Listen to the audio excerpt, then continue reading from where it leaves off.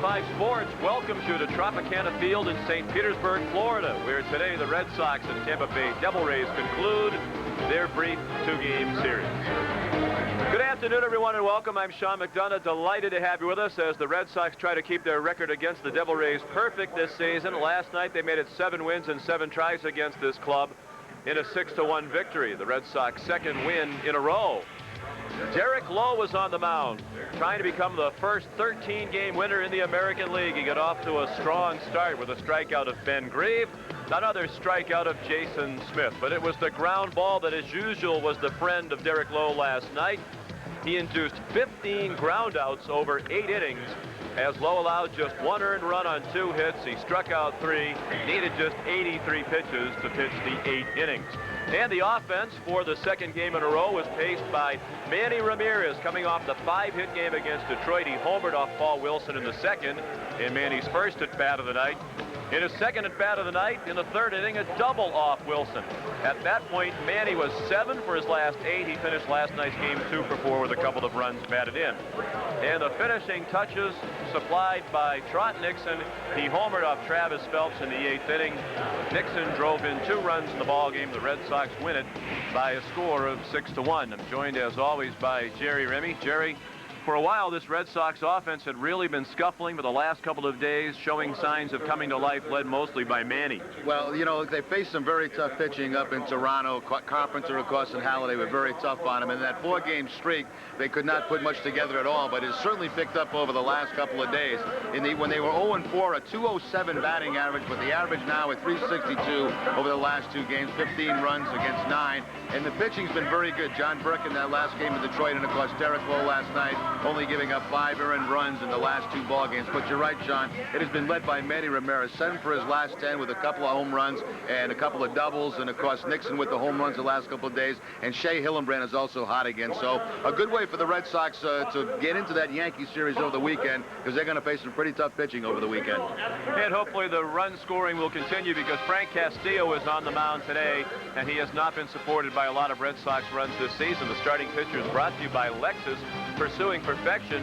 The same is true of Tanyan Sturtze. His record is 1-9, but he has received the lowest run support among all American League starting pitchers. A big reason why he is 1-9, despite a 2.45 ERA over his last 4 starts.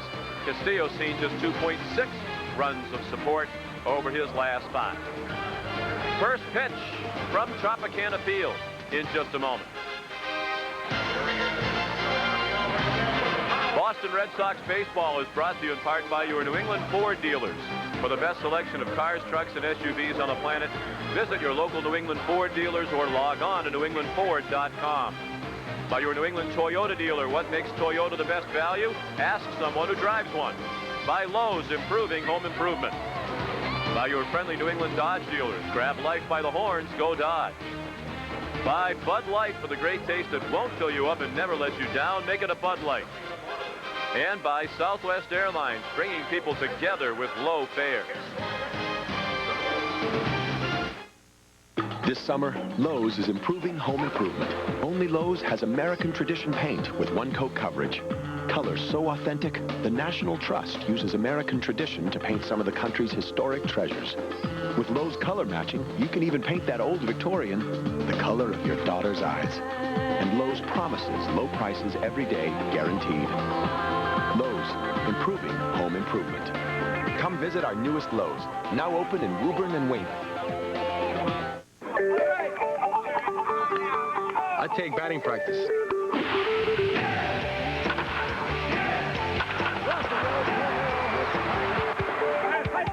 I take infield practice.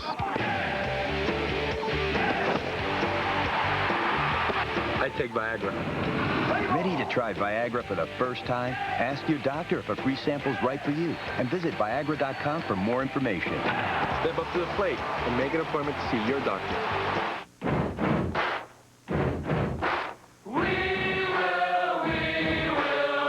Ford authorized clearance. Now get 0% financing for up to 60 months. That's 0% on the vehicles that'll rock your world. like Ford Explorer, the #1 selling SUV on the planet.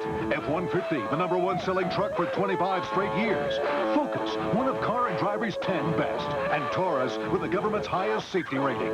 0% Ford authorized clearance now.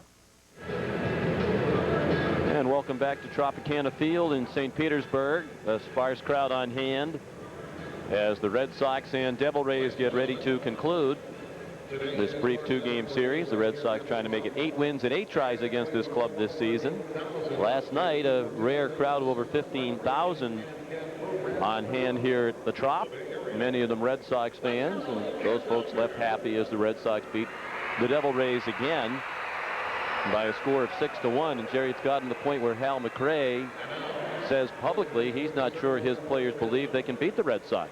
Well, you know, they've had a lot of problems recently. Obviously, they had pretty good starting pitching on this team. They have not been supported by a lot of runs, and they've had a lot of close games that they've lost late in the ball game by 1 run, and that becomes so frustrating. And, you know, McRae was quoted in the paper yesterday saying, well, offensively, you know, we're not doing the little things. We're not moving runners along, getting that sacrifice fly when there's a man on third base to maybe tie that ball game and take the 1-run lead. So it's the youngest club in the major leagues, and it's certainly tough to deal with, but they're trying to be patient. They're trying to teach guys how to play the game at the major league level.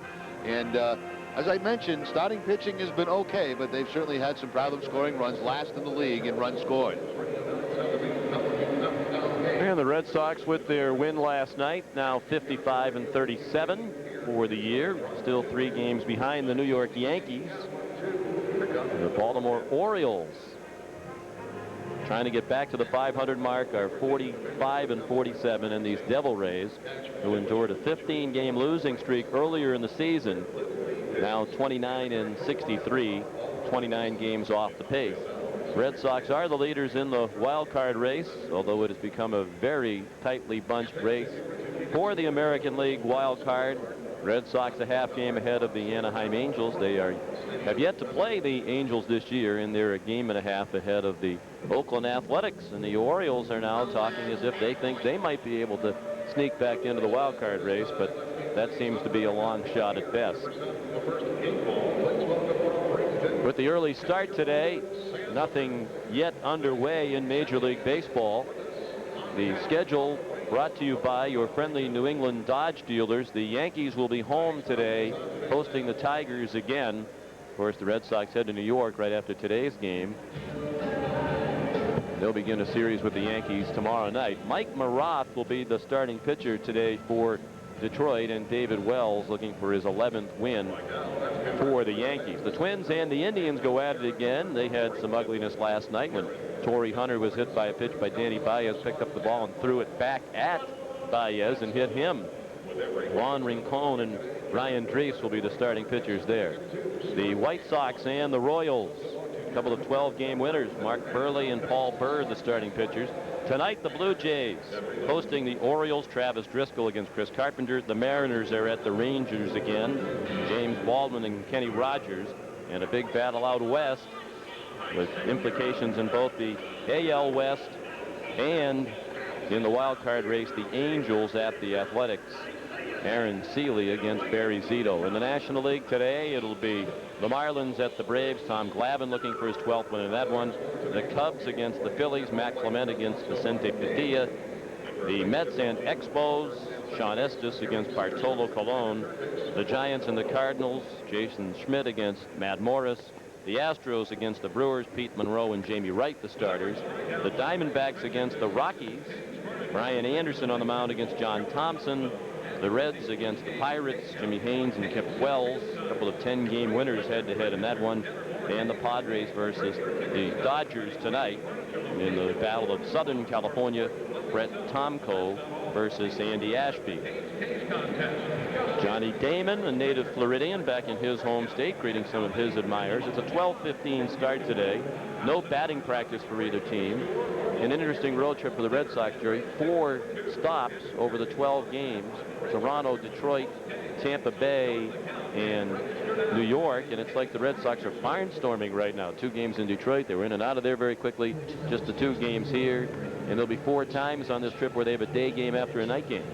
Yeah, this has been a very strange schedule for the Red Sox, and of course we look at the 3 at the Yankees over the weekend. Pedro Martinez against Mike Messina tomorrow night, Arrojo and Alduque on Saturday, and John Burkett against Jeff Weaver on Sunday. So the Red Sox will be facing the 3 right-handers in that series, and of course the marquee matchup would be tomorrow night with Pedro Martinez against Mike Messina. Then 4 at home against Tampa Bay, Baltimore, and then off to Anaheim and Texas, which could be a very difficult trip. As you mentioned, Sean, the Red Sox have not seen Anaheim yet. They're hurting a little bit right now in the pitching department, especially in the bullpen. They have a very good offense, and of course the 4 games against Texas on that next road trip.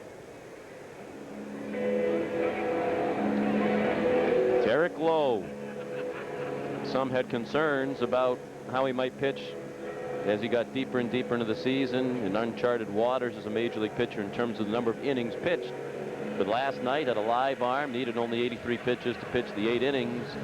No cause for concern based on what we saw last night. Another dominant performance for Lowe against the team he no-hit earlier in the year. Well, that question was posed to Grady Little prior to the ballgame. He said, well, actually being a starting pitcher is easier than working out of the bullpen. Out of the bullpen, you might have to work 2 or 3 days in a row. You have situations where you're up warming up a couple of times a game and maybe not being used. At least as a starting pitcher, you know you're out there every 5th day. You have your set routine between starts. What they've done with Lowe is they've cut back a little bit on his side sessions between starts, which most pitchers do in the second half of the season. But you could tell early in the ball game last night that he was getting a lot of ground ball outs in the first 3 innings, and he knew it was going to be a very good performance by Derek Lowe. And you know, infielders love playing behind him because they stay busy. They get those ground balls, and they tend to make better plays when they know they're going to be involved in the game, and they were certainly involved in the game last night. And if you had the voting right now, you'd have to think that Derek Lowe would be the Cy Young Award winner in the American League. Todd Nixon and Manny Ramirez sparking the offense over the last couple of days. Really an important come-from-behind win in Detroit in the second and last game of that series. Fell behind early 4-0. They got swept in 2 games by that team. That might have been disastrous, but they came from behind to win it. A couple of key bats came to life, and it carried over into last night. It was starting to look sloppy for the Red Sox. They did not play well early in that ball game, trailing it with John Burkett for hanging tough in there after giving up 3 runs in the first inning. Then the offense finally came alive late in the ball game, and it continued here last night. That guy right there, Garcia Parra, though, continues to have trouble. But I'll say this, Sean, in his at-bats last night, even though he was only 1 for 4, he had much better swings last night than we saw in that either Toronto or Detroit series. Nomar, for so much of his career, well above 300. Now below 300 for this season at 299, having hit just 121 over his last 8 games. The Devil Rays about to take the field. There are a lot of youngsters on hand for this matinee game. And the Devil Rays taking the field with their baseball buddies, as they call them. Fans selected at random to run out to the positions with the Devil Rays. It's also the birthday today of Raymond, the Rays mascot. One of the really important moments of the season in baseball. We'll return with the first pitch of today's game from St. Petersburg in a moment. You're watching Fox Thursday. Does this hotel hide a deadly secret? Don't forget to lock your doors. This and more chilling stories that are beyond belief. Then only one new news magazine has its finger on the pulse of America. The Pulse. With Geraldo Rivera, Bill O'Reilly, and Shepard Smith. This week, terrorism. Could a dirty bomb explode in Times Square, or the Hoover Dam become a target? Why couldn't someone just fly a plane right into the dam? What's being done to prevent these disasters? The Pulse. Tonight, beginning at 8 on Fox 25.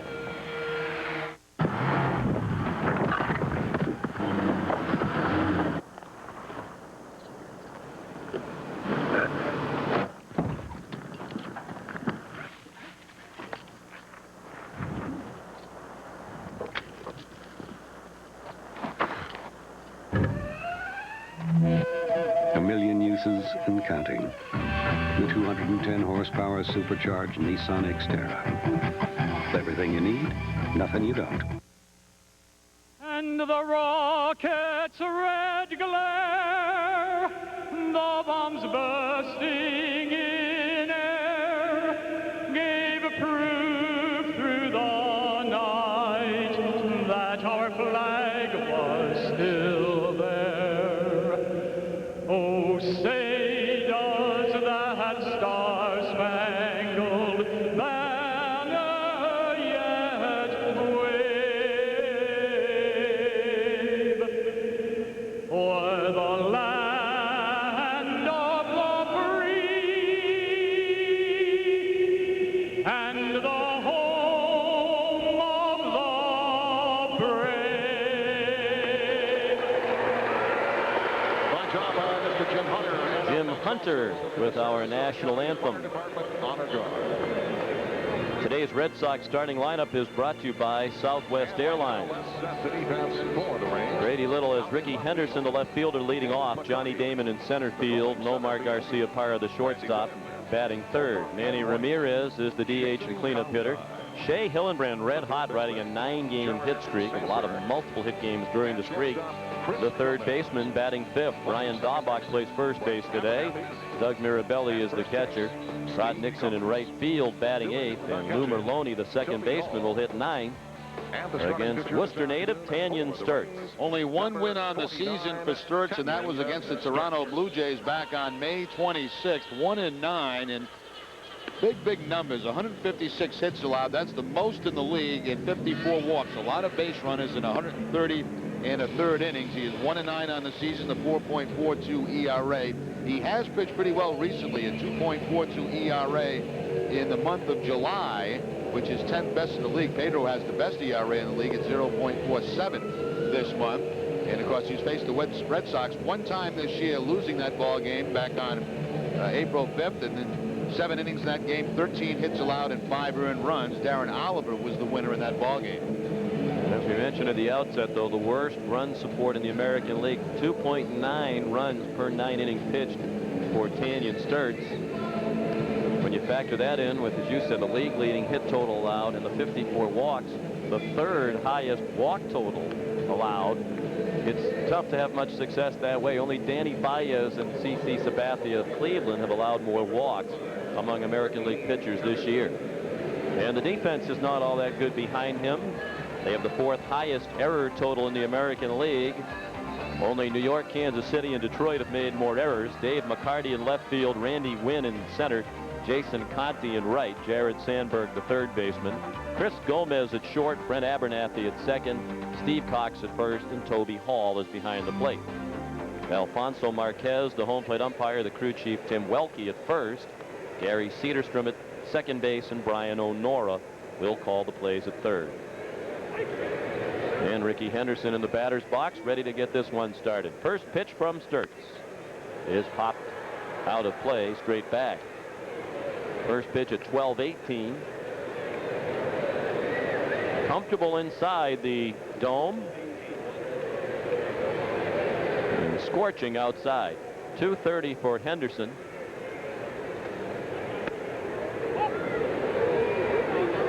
One and one now. Ricky has 3 homers and has driven in 13 runs. They had record-setting heat in this area yesterday. Record high temperature at the Tampa airport of 96 degrees, and with the humidity at just about 100%, the heat index was up around 115 degrees, and they expect more of the same outside today. So these folks are delighted to be under the roof of the Trop. This reminds me of a couple of years ago. We were down in Tampa, and of course that's when they were having those terrible brush fires all over the state of Florida. It was about this warm. Ricky slaps it to right. Jason Conte is there to make the catch for the first out of the ball game.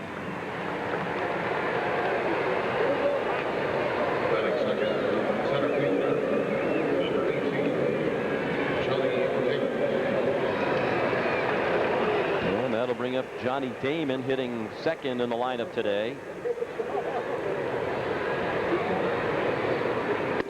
Sturtze throws a fastball belt high for a strike. Johnny 4 for his last 29. Like Nomar, he's fallen below the 300 mark at 298. Showed bunt and looked at a strike, 0-2. Johnny has had a hit in each of the last 3 games, but it's been just 1 hit in each game during the mini 3-game streak. Low and away, a ball. 1-2.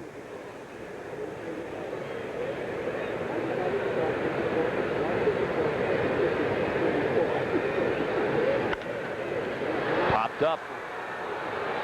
Shallow right center, the second baseman Abernathy. 2 outs. They don't have the same problems here at the Trop as they do at the Metrodome in Minnesota as far as losing pop-ups. Especially tough in day games in Minnesota, but we have not seen any evidence of that in this ballpark.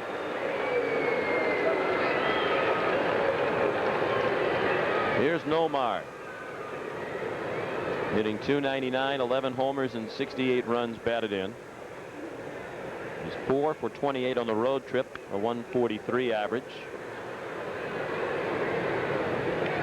Foul ball back onto the screen. He was 1 for 4, as Jerry mentioned last night, with a walk. He says it's not the wrist injury that's causing him problems.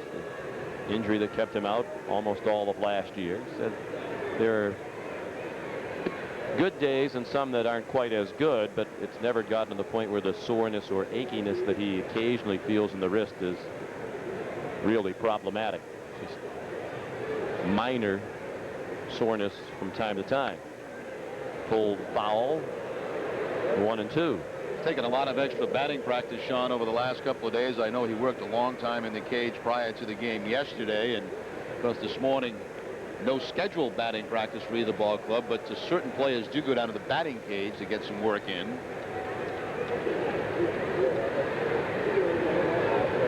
Sturtze trying for a 1-2-3 first. He missed low and away.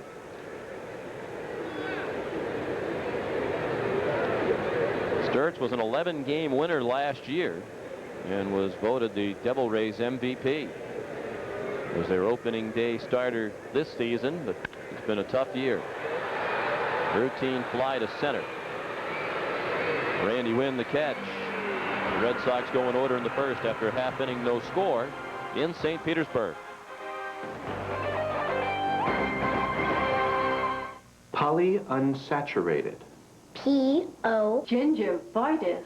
G. Pungent. P-U-N-G. Halitosis. A. Hyperventilate. B-I-H-Y-U-T-I-N-N-T-D. Sweet dreams. S-W-E. There's a better way to get to Washington, D.C. Fly to Baltimore Washington International on Southwest. It's the return of summer and a great offer at your local Chevy dealer. You might as well be walking on the sun. For a limited time, 0% financing is back. That's right, 0% financing on every new 2002 Chevy car, truck, and SUV. Or get $3,000 cash back on Cavalier, Malibu, Venture, or S10. Get 0% financing during summer drive at your local Chevy dealer. Well, that about wraps it up. Any questions? You've been awfully quiet, Bob. Bob? Thirsty for a cold drink? Try the one-of-a-kind taste of Dunkin' Donuts iced coffee. Bob? The secret's out.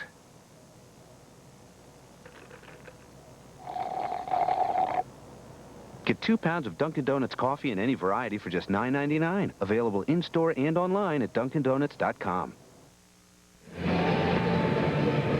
Here is the Tampa Bay lineup brought to you by Southwest Airlines. The Devil Rays trying to end a 4-game losing streak. They've lost 12 of their last 13.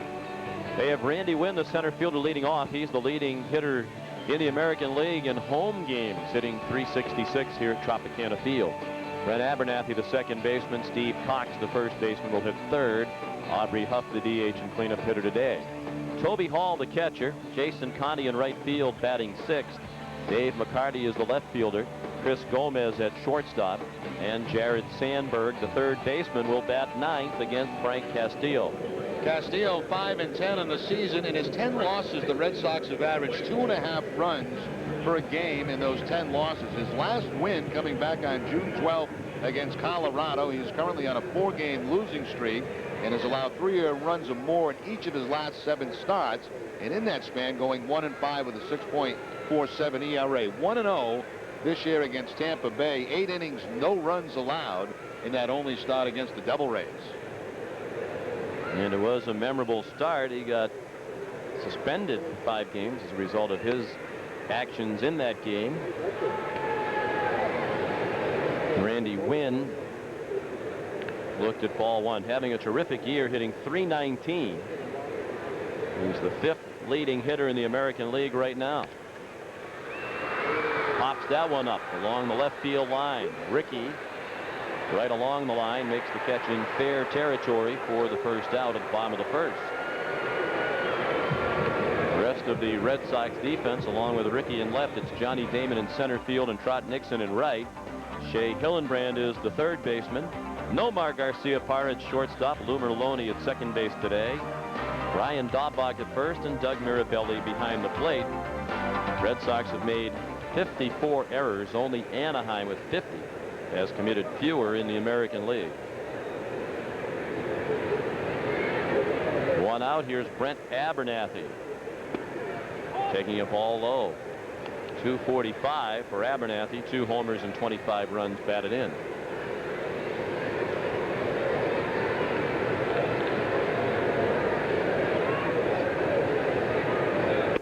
Of course, in that game, the last time Frank pitched here, Ryan Roop, the Tampa Bay starting pitcher, hit 2 Red Sox in the first inning.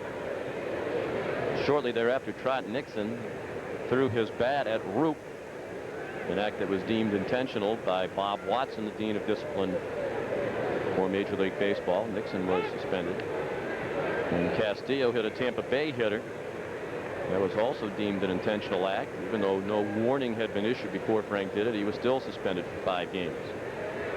One of 2 5-game suspensions that Frank has been handed, which I think if you told us before the year started that Frank, one of the quietest and seemingly most mild-mannered Red Sox players, would twice be suspended for 5 games each, we'd be very surprised. Old nasty, mean Frank Castillo. Well hit to left by Abernathy. Henderson on the warning track at the wall. He makes the catch and then crashes into the wall. A terrific play by Rickey. Certainly not known throughout his Hall of Fame career as a defensive player, but that was an excellent play here in the bottom of the first. And he really had to cover an awful lot of ground to get to this ball, then crashes into the wall, a little bit like the one at the Yankee Stadium, where he was out of the lineup for 2 weeks after hurting his back.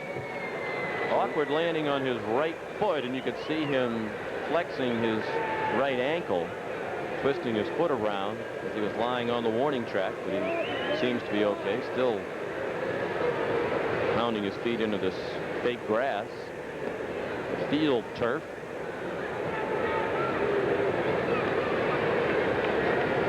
Two outs here. Steve Cox hitting .271, 10 homers, 46 runs batted in. He's tied with Ben Grieve for their team lead in homers. He is their club leader in runs batted in. Maybe Tampa's offensive plan today is to test the oldest player on the field for the Red Sox. So far, it hasn't worked. In the 7 games against the Red Sox this year, the Devil Rays have scored just 13 runs. The man at the plate has scored or driven in 7 of the 13. For the year, the Devil Rays are hitting .152 as a team against Boston. The Red Sox are 5-0 in this ballpark. Overall, dating back to last year, they've won 6 in a row here at the Trop. The Red Sox have won 21 of the last 26 between these two teams. 1-2, the count on Cox. One of the few Rays who has had a good offensive season against the Red Sox. He drives that down the right field line, and that ball is gone. A home run for Steve Cox, a line drive right down the right field line. And the Devil Rays lead 1-0 on Cox's 11th homer of the year. Well, he's been in a terrible slump. 5 for his last 39 prior to this at bat. He gets a changeup, it looks like, from Frank Castillo that stays right out over the plate. Matter of fact, on the inside part of the plate and right down that right field line just inside the foul pole for home run number 11. One of those balls off the Bat of a left-handed hitter, you expect to hook, but it didn't. Started out in a straight line and just stayed on that path, just inside the foul pole. His third homer of the year against the Red Sox. 1-0 Tampa Bay. Foul ball off the bat of Aubrey Huff. He's their DH today, hitting .269 with 7 homers and 19 runs batted in. He was 1 for 3 and drove in their only run last night against Derek Lowe.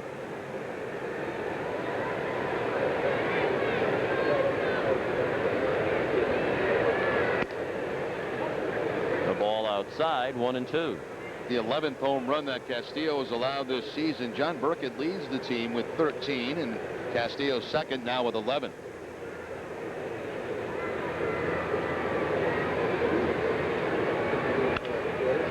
Hit slowly to short. Nomar charged for a moment. On the Daubach for the out, that ends the inning. After 1-0 Tampa Bay. You're watching the Fox 25 Red Sox television network.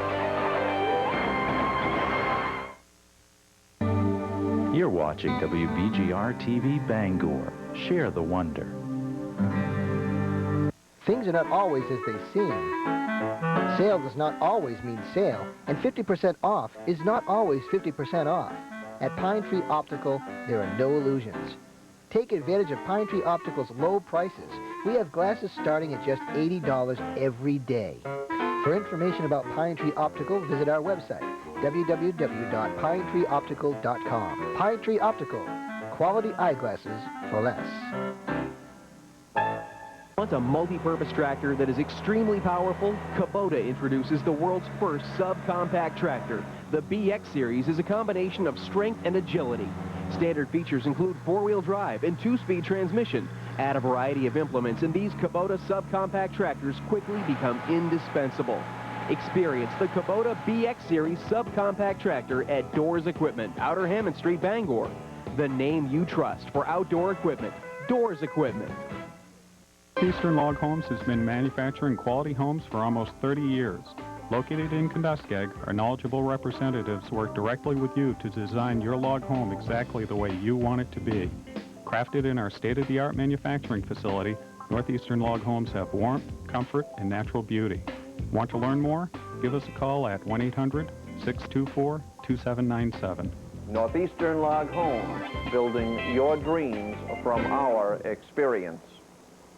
186-mile-per-hour winds, 80 miles of visibility, and 117 years of weather records. From antique barometers to handmade kites, Kevin Lomanowitz shows you how weather works at the Blue Hill Observatory tonight on the Fox 25 News at 10. Steve Cox with a home run, and the Devil Rays lead 1-0 as we go to the second. Worcester native Tanyan Sturtze pitched a 1-2-3 first. He'll face Manny Ramirez, Shea Hillenbrand, and Brian Daubach here in the second. Manny hit by the pitch right around the number 2 on the back of his uniform. Well, he's been red hot. 7 for his last 10 after a 5-for-6 game in Detroit 2 days ago, and the 2-for-4 with a homer last night. Well, we'll have to see how the Red Sox respond to this. You mentioned, Sean, the 2 hits, a double home run, a couple of strikeouts last night. It's the 4th batter that Sturtze has plucked this season, and right off the 2 on the back of Manny Ramirez.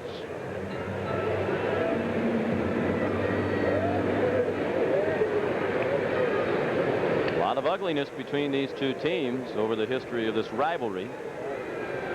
Devil Rays have proven not only are they not very good at winning games, but they're not very good at the nasty part of it either. Shea Hillenbrand riding a 9-game hitting streak. Looked at a strike. 307 for Shea. 13 homers, 54 runs batted in.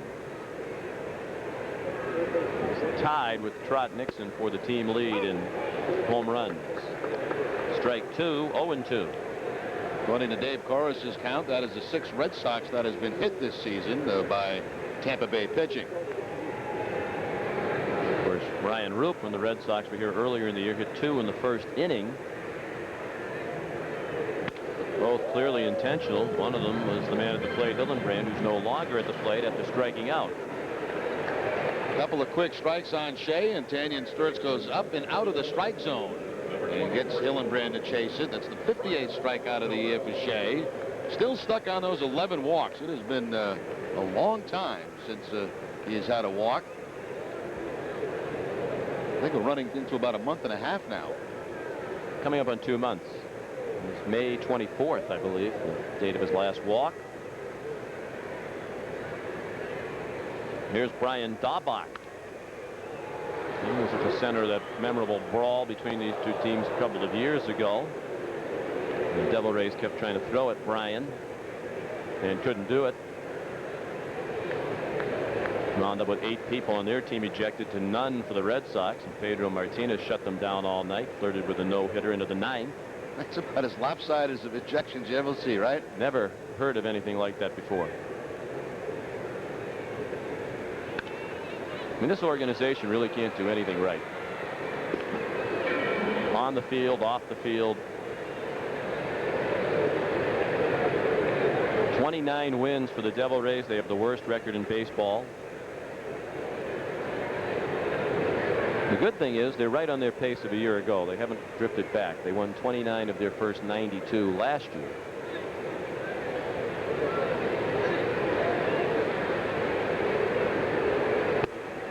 Strike 3. Daubach called out on strikes. Back-to-back strikeouts for Sturtze.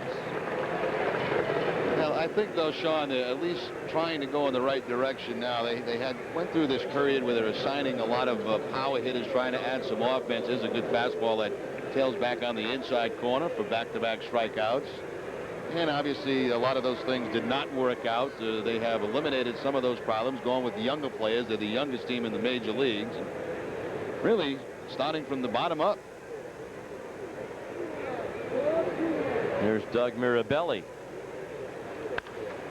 He lines one to left. On the run, McCarty. He makes the catch near the line, and that ends the inning. The Red Sox strand a runner after an inning and a half. 1-0 Devil Rays on the Fox 25 Red Sox television network.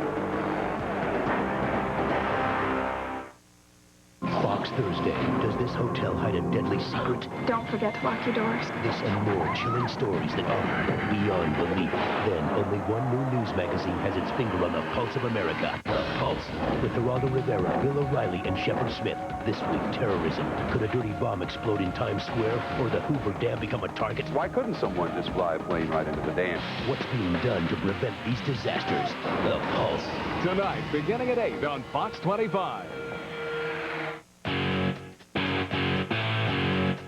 What makes the rugged Nissan Xterra the authentic SUV? More power, more versatility, more protection from the elements. Want an authentic SUV? The Xterra is the real deal. And with low 3.9% APR for 60 months, plus $500 cash back, now's the time to get a great deal on a Nissan Xterra. Offers end July 31st. Nissan. Driven. It's just the same old thing. I need adventure, excitement. I'm suffocating. Okay. You can drive. Spice things up. The Hyundai Santa Fe. V6 power, full-time four-wheel drive, and the freedom of America's best warranty plan. The Santa Fe. Don't even think about it.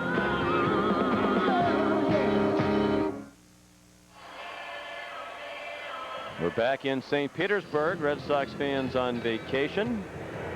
Here to see the Rem Dog and the Red Sox.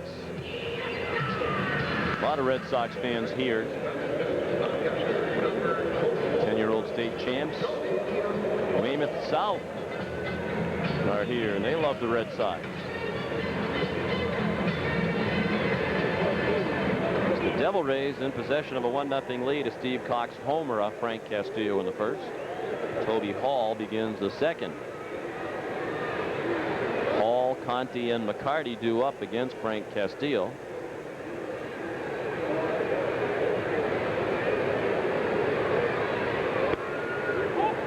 Ball one. Been an up and down year for Hall. 210. 3 homers and 21 runs batted in. He started the year with Tampa Bay. Was the catcher for the season opener. but really struggled early on. Went 11 for 91, including an 0 for 28 skid, and was sent down to the minors on May 28th. He spent about a month down at AAA in Durham, hit .348 down there, and has started 10 of the 20 games since he has come back from the minors. 2-1 the count now on Hall. And John Flaherty was getting most of the catching work while Hall was in the minor leagues, but now Toby Hall getting a lot of time behind home plate. There's John Flaherty, former Red Sox catcher.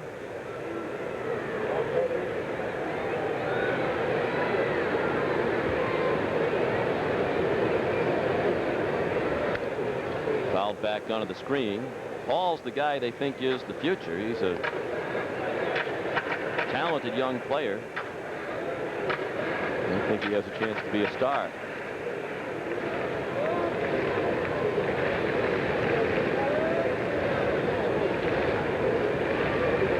He had .298 for Tampa Bay last year in 49 games after coming up from the minors. That's a well-hit ball to left. Ricky Henderson back at the wall again. It's gone.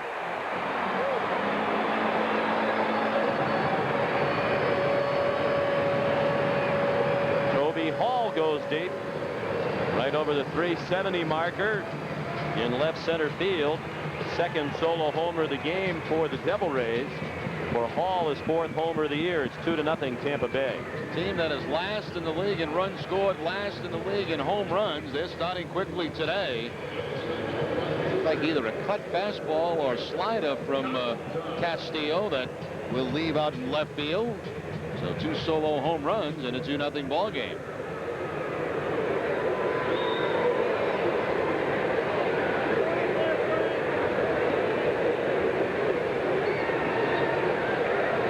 Conti takes a strike.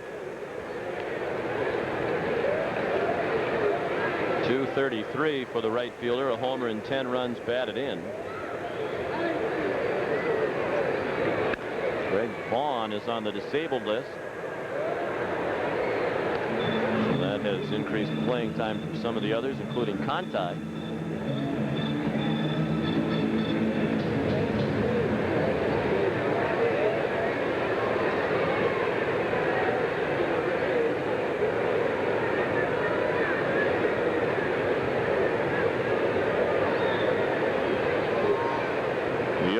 From Castillo, way outside.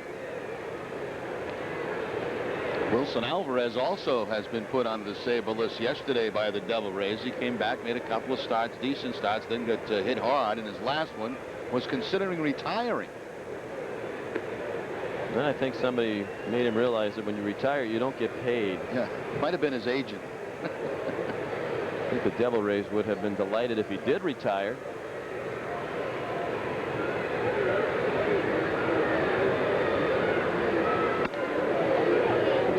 Talk about him being released, but the possibility of a strike complicates that matter a little bit. Full count now on Conti, trying to dig all the way out of the 0-2 hole.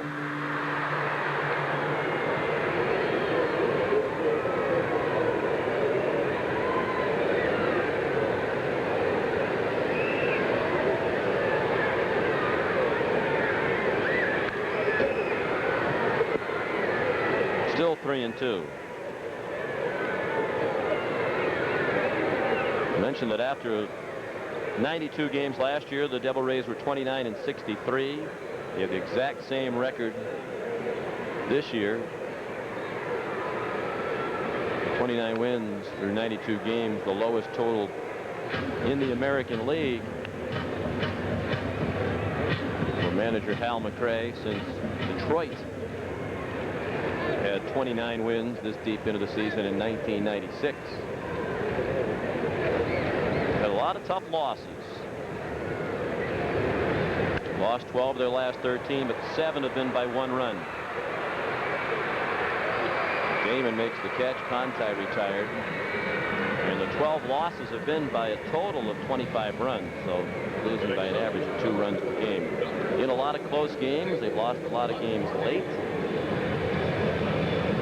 doesn't matter. As Bill Parcells used to say, Jerry, you are what you are, and what they are is a 29-win team right now. Those hurt, too. You know, sometimes it's almost better getting blown out 10-0 than losing those late games by 1 run. They are the youngest team in the majors. Their average age just a little bit over 27. Dave McCarty, journeyman out of Stanford. He's bounced around Minnesota, Kansas City, now here with the Rays, hitting 133 in limited action. 2 homers, 4 runs batted in. 1-1 the count. McCarty came up from AAA. He had been with their Durham club until late June when Greg Vaughn went to the disabled list. This is his 8th start.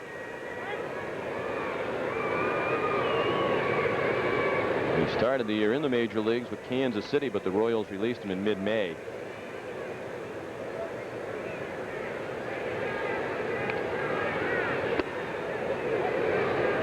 Just outside, 2-1. Well, Tony Cloninger has been talking with Castillo about taking the pace up in his starts, trying to work a little quicker. I noticed today, instead of shaking off signs, he's using his glove to shake off signs in the combination with he and Mirabelli. He can shake his glove faster than he can shake his head? Yes, absolutely.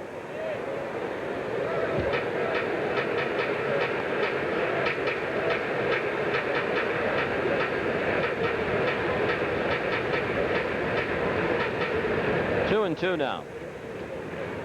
2-0 Devil Rays. Solo homers in the first by Steve Cox and in the second by Toby Hall. 1 out, the bases empty here in the second. McCarty will be followed by Chris Gomez. The ball just a little bit up and in, and another full count.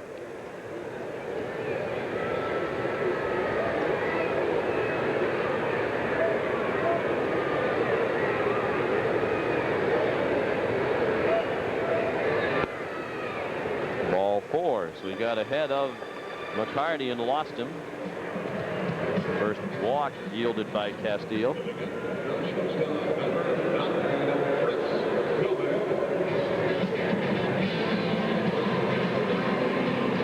Frank does not walk many.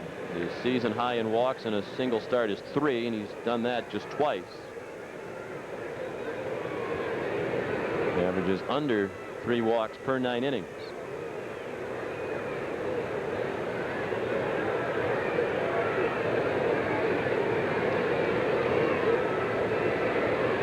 Chris Gomez takes ball 1.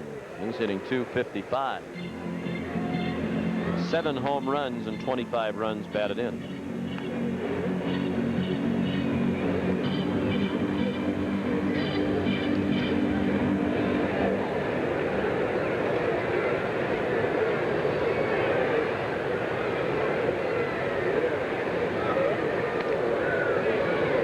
McCarty back to first. He has not attempted a stolen base at the major league level this season in 23 games with Kansas City and Tampa Bay. Change up, a strike, 1-1.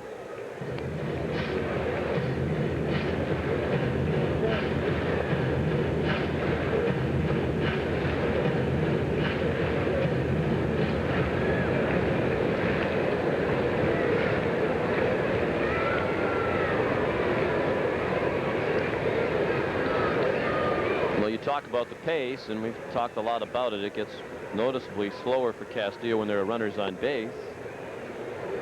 And perhaps it's not a coincidence that the batting average against him goes way up when there are runners on base and runners in scoring position. He has a much better opponent's batting average against with the bases empty than he does with men on base. See if they play some hit and run here on the 2-1 count with 1 out.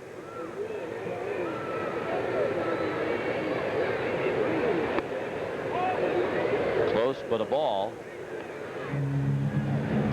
Frank's a bit of a nibbler, and it doesn't help him certainly if he doesn't get the close pitches. Mirabelli had his head turned around as if to ask the home plate umpire Marquez where these pitches are missing. Jared Sandberg on deck. The opponents have hit .218 against Frank with the bases empty. 3:45 when they get runners on base. McCarty runs. Gomez pops it up. McCarty will scamper back to first. Mirabelli caught it in foul ground for the second out of the inning. Even though Castillo does not throw all that hard, he did jam Gomez on that last fastball. Start to think about the changeup and the breaking ball away, the cut fastball, and every now and then Frank can get inside with the fastball and tie somebody up. He tied up Gomez that time. A lot of kids here today, Sean, especially in the bleachers section. A lot of camps, I guess. Here's Jared Sandberg. Takes the ball alone away. The nephew of the former All-Star second baseman Ryne Sandberg is hitting .237. 7 homers and 19 runs batted in. He's another Devil Ray who spent some time in the minors this year. Hit hard to short, backhanded by Garcia Parra to Merlone for the out that ends the inning. But the Devil Rays got another solo homer, this one from Toby Hall, and after 2 they lead 2-0.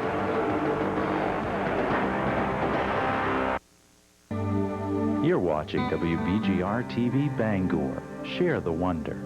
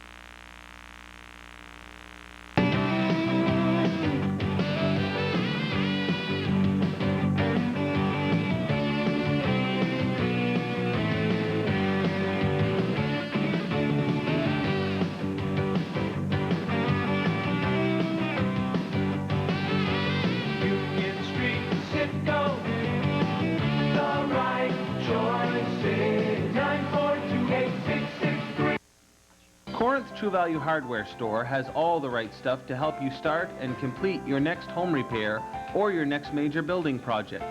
From the nuts and bolts to put it together to the finishing touch with True Value quality paints such as Easy Care, Weatherall, Woodsman, and Cabot Stains. They have it. Let the friendly, knowledgeable staff make your life easy, just like Miss Kitty's. Corinth True Value Hardware Store, Main Street, Corinth, where help is just around the corner. Get the brands you trust, like Carhartt, at Miller's Department Store in Brewer. The best brands, the best prices, at Miller's. Seeds benefit the Jimmy Fund Clinic at the Dana-Farber Cancer Institute. Tickets can be purchased by calling 617-4824-SOX.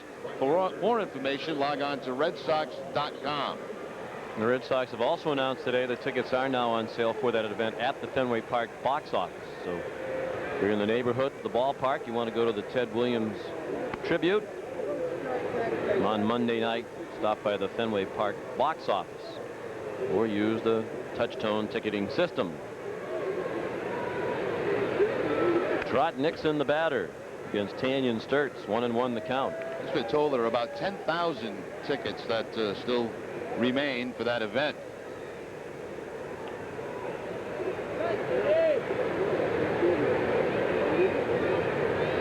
Nixon, Lou Merlone, then the top of the order, Ricky Henderson. Against Sturtze, hit hard, a big hop for the second baseman, Abernathy. 1 out. Some of the names, Carl Yastrzemski, Johnny Pesky, Dominic DiMaggio, Tony Gwynn. You'll be sharing master of ceremony duties with Peter Gammons from the field. It should be quite a night.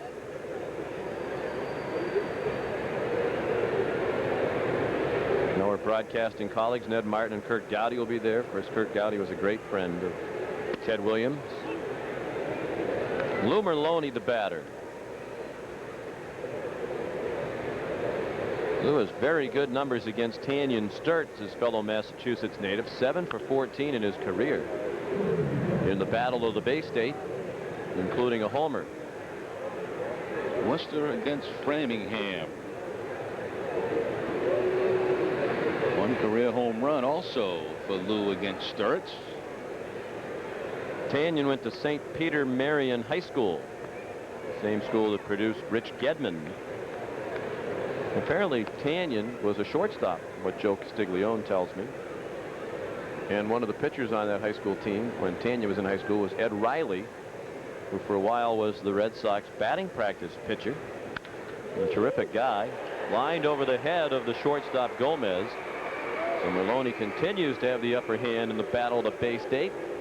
And he has the Red Sox first hit off Sturtze. Red Sox struggling against Tanyan, even though he's given up a league high hit total and has the third highest walk total in the American League this season. You can see Sturtze looking over at first base at Maloney after this base hit, and Sturtze saying, what the world I've got to do to get you out. Framingham winning that battle against Worcester. Or Worcester, as some down here like to call it. There's Ricky Henderson. He lined right, leading off the ball game. He's the tying run at the plate here in the third. The Red Sox are going to make it 8 wins in 8 tries against the Devil Rays this season. They'll have to come from behind to do it. Ricky took a ball up and in.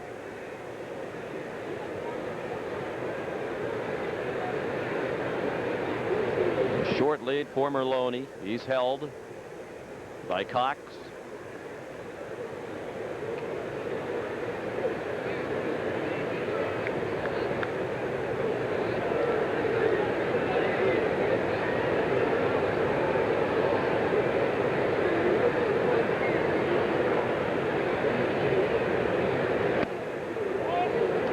But a ball, 2-0. Ed Riley no longer with the Red Sox. I think he went back to his job as a prison guard.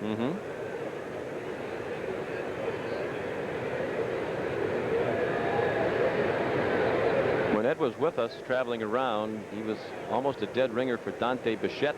That's right. And many times when people thought he was Dante Bichette. That's true, Sean. He'd get asked for autographs all the time, thinking that Dante was coming through the lobby, but no, it was security guard Ed Riley, head of security for the Red Sox. No, we hope he's doing well. He's a nice guy. Oh, terrific guy. Fun to have around during his time with the Red Sox. Ball 4. Ricky walks on 4 pitches. First walk given up by Sturtze. He has hit a batter.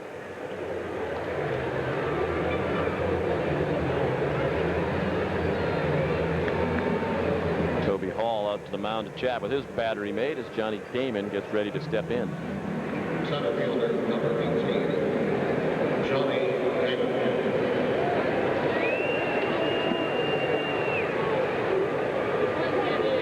Johnny popped to second in the first inning.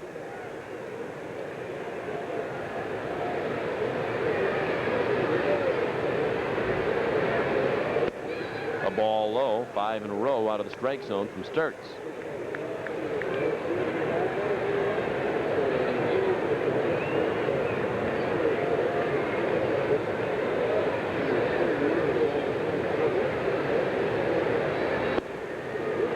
Check swing, it's a strike.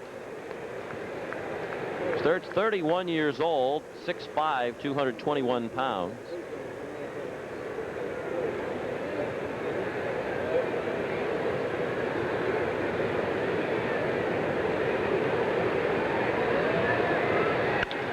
Ripped down to first, off the glove of Cox. He'll go to second to Gomez for the out. They force Henderson. Maloney on to third with 2 outs. Damon safe at first on a fielder's choice. Nice play by first baseman Steve Cox. That ball hit very, very hard. He was able to knock it down. Still had plenty of time to get the force play at second base on Ricky Henderson.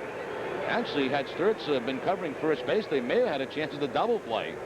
That's how hard the ball was hit. Of course, Johnny Damon running down the line, which would have been tough to double up, but Sturtze was a little bit tardy getting the first base back.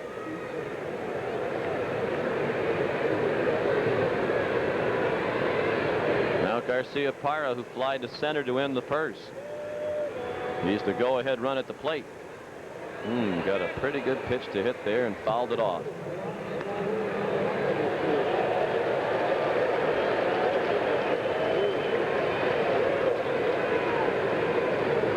There was a floater just below the letters. Nomar 1 for his last 18 with men in scoring position. Fouled off the catcher Hall, 0-2. Let's pause for station identification. You're watching the Fox 25 Red Sox television network.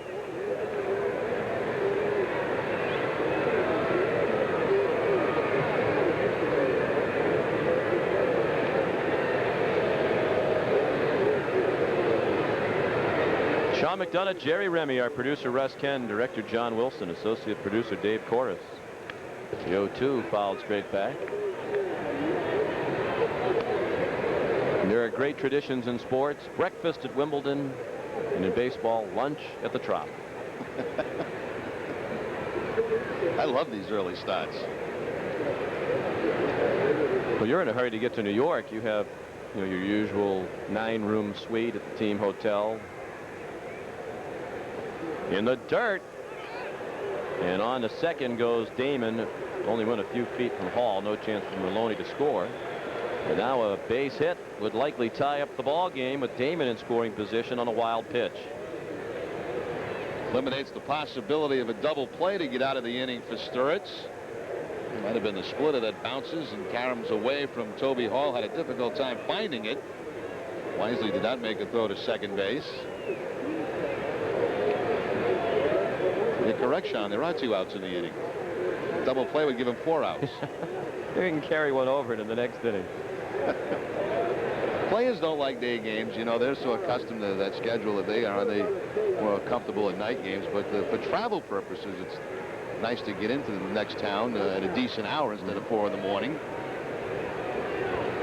This is a lengthy flight from here up to New York. They played a night game that got over at 10. The Red Sox wouldn't get to the hotel probably till about 4 in the morning. The full count now. Manny Ramirez on deck. Omar was in an 0-2 hole.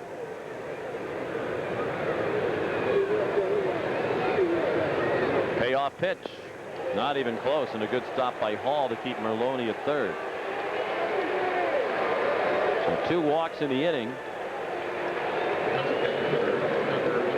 It would be hard to score on a wild pitch that went to the backstop here. There's very little room between the plate and the backstop.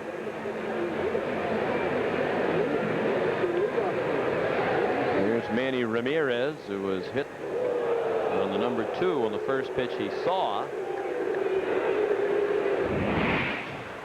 last inning. A chance to exact some revenge very quickly in the very next inning. And he could do it in a major way with the bases full here. Tough pitch. Fastball on the outside corner. 14 career grand slams for Manny. He's been a great hitter with the bases full throughout his career. .378 average. Devil Rays lead 2-0. Tying run at second. Go ahead run at first. Manny rattled one off. Either the catcher or the home plate umpire, Alfonso Marquez. Might have been Marquez based on the way he's reacting. Yeah, I think it goes right over the shoulder of Toby Hall and right off the mask of Marquez. That'll rattle the jaw a little bit. Looks like he's already got some type of cast on his right hand.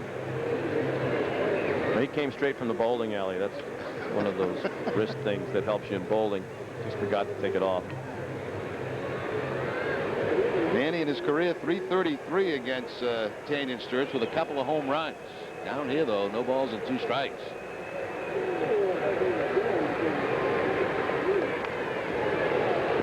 Fouled back. Still 0-2. Grady Little making the observation of the last couple of days as Manny has picked it up. He's gone back to the leg kick, lifting up that front leg that has been a distinctive part of his swing from time to time throughout his career. Whatever he's been doing, keep doing it. He's been using the whole ballpark, moving the ball from right center field over to left field line.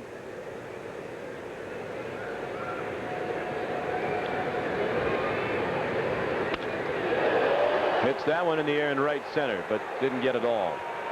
Randy Wynn makes the catch. The Red Sox leave. The bases loaded. They've left 4 after 2.5. 2-0 Tampa Bay. You're watching the Fox 25 Red Sox television network. You're watching WBGR TV Bangor. Share the wonder. Up and entered the business world, I've learned the importance of hiring the right people to do a job. That's why I called Central Maine Cleaning. They'll have your business clean in no time, and more importantly, they'll keep it that way. They clean, dust, polish, empty wastebaskets, strip and wax floors, vacuum and shampoo carpeting. For crying out loud, they even do windows. And by the way, their spot removal service will get the spots out of darn near anything. Central Maine Cleaning, 990-3811. They'll play ball. In 20 years, will you remember the magic moment when you said, I do? Relive it all again with JMAC Multimedia. Female owned and operated since 1985, JMAC is a leader in wedding videography. You won't have to worry about your wedding memories. JMAC's experience, our digital studio, and creative staff will give you the peace of mind you need on your special day. Keep your memories alive with JMAC Multimedia. They've got the sharpest pencil in town. Webb's RV Bangor can get you rolling and keep you rolling with the best RV deals in the entire Northeast. A huge selection, plus parts, service, and price. It's all at Webb's RV Bangor. They've got the sharpest, I say the sharpest. They've got the sharpest pencil in town. The coffee pot's always on, neighbor, so come on down. Jody Applegate. Jody will have all the news of the day, including the story of a 9-year-old blind child whose bicycle has been recovered after it was stolen earlier this week. Nemois has advice for college graduates who are looking to dress for success without going broke. And Kevin Lemanowitz will have the weekend weather forecast, all on Fox 25 News at 4:30 with Jody Applegate.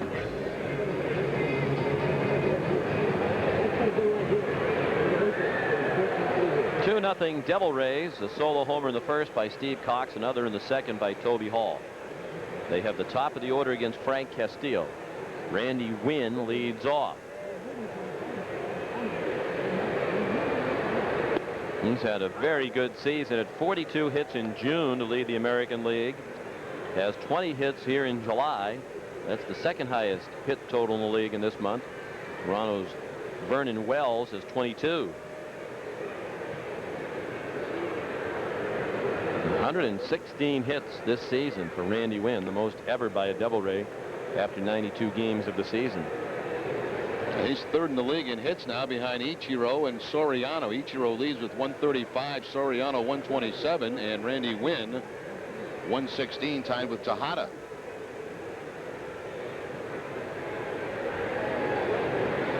Castillo ahead of him 0-2. Slashed out of play. Really among the league leaders in a lot of categories. The batting average, as you mentioned, Sean, hits.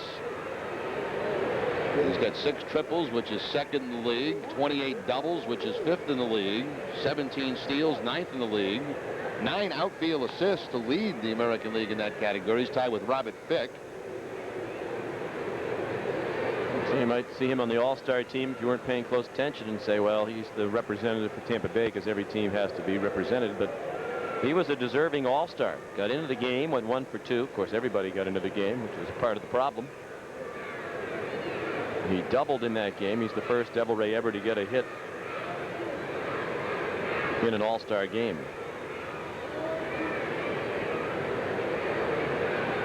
Good change-up. Wynn was out ahead of it. That's the first strikeout of the day for Castillo. Good location with this change-up from Castillo, working down and away from the left-handed hitter. And Randy Wynn way out on that front foot, off balance and fooled by the change-up.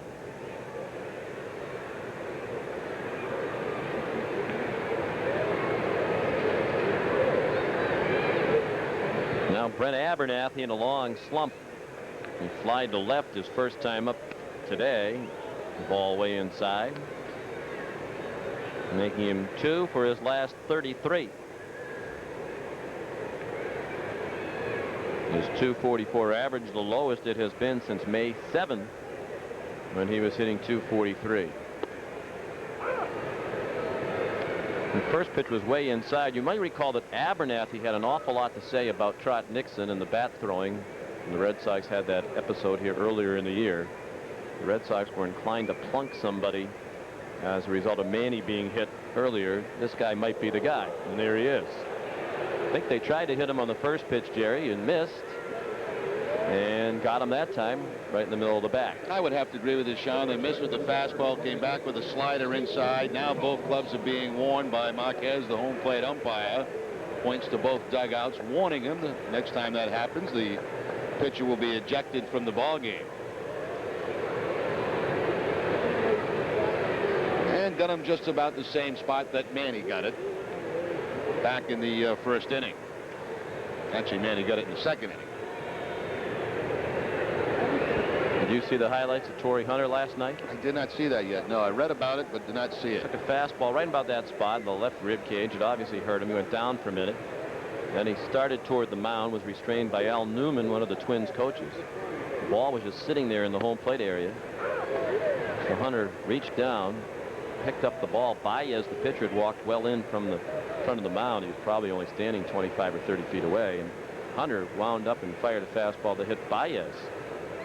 I read like it hit him around the hip. And Baez went into the clubhouse and apologized to Hunter. Went over to the Minnesota clubhouse during the game and apologized. Abernathy runs. Mirabelli. Apparently Nomar missed the tag, as it looked like the throw was there in plenty of time. But the call was safe, which would make you think the tag was missed. Exactly. When guys get hit who can run like they do, get in there and try to steal a base as quickly as possible. The head first slide. Now let's watch the sweep tag here from Nomar. Maybe did not tag him at all as that hand got into the second base bag. Pretty good slide there by Abernathy. Slid away from second base to try to avoid the tag from Garciaparra. 7th steal of the year for Abernathy. 2-1 now on Cox. Torrey Hunter, a pretty mild-mannered guy, and he apologized after the game for his reaction, but he'll probably be suspended. I would think so.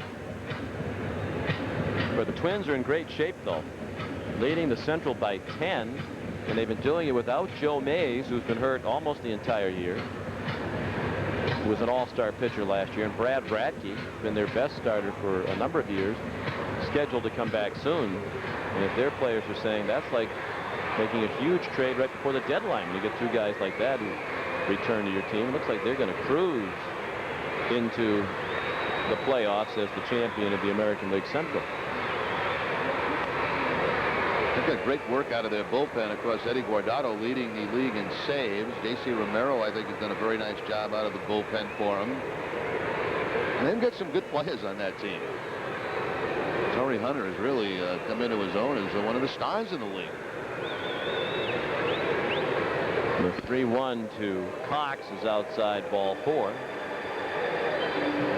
First base open. Frank pitching carefully to Cox.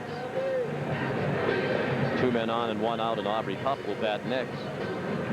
Well, I'm cheering for them. I couldn't understand why baseball would want to contract that franchise when they've had good teams.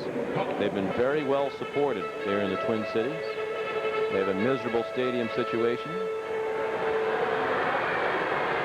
and yet the fans continue to come out. Even last year, when they were surprising contenders at midseason, the attendance picked way up. All the problems in baseball, to get rid of a team that gets well supported when they're good doesn't seem to make any sense. Aubrey Huff chased that one because Abernathy was running from second to third. It wasn't a hit and run play because the runner from first wasn't going. If it was, Steve Cox missed the sign. It just looked like a straight out steal. He did swing at a bad pitch, but if the hit and run was on, you'd expect the guy from first base to go too, and you don't usually see the hit and run with men in first and second. Unless your old pal Don Zimmer was managing. Then you can expect the hit and run with the bases loaded. He has done that before. 2-0 Tampa Bay. We're in the third. Fastball up and away. A ball and a strike on Huff. Speaking of the Twins, they lead the Indians today 1-0 in the first. Jock Jones has homered, his 14th of the year, off Ryan Drees.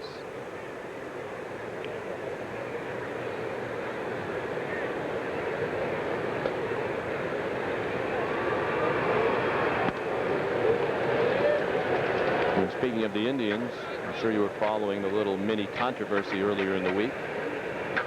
Larry Dolan, the owner of the Indians, made some disparaging comments about George Steinbrenner at a luncheon in the Cleveland area, and Steinbrenner has been sniping back the last few days. But George doesn't sit around and take that from anybody. No. He will respond in some way.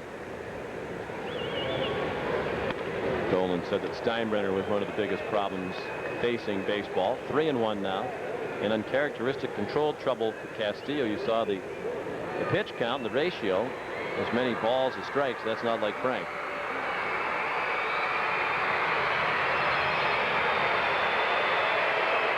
Of course, the Dolans and Steinbrenner have a history anyway. Charles Dolan, Larry's brother, the cable vision guy from New York who tried to buy the Red Sox. He's not putting the Yankees games on Yes Network on his cable systems. That's been a legal battle. 3 walks now from Castillo. He's hit a batter and then walked 2 in a row. And the bases are loaded without a hit for Tampa Bay. That's a good example. You know, we have the talk coming up about a possible work stoppage, and you constantly have owners sniping at one another. Here's a good example of Dolan sniping at Steinbrenner. Steinbrenner's not going to take that. He's going to bounce back and snipe at anybody who says something about him. Wakefield, first out of the chute today for the Red Sox.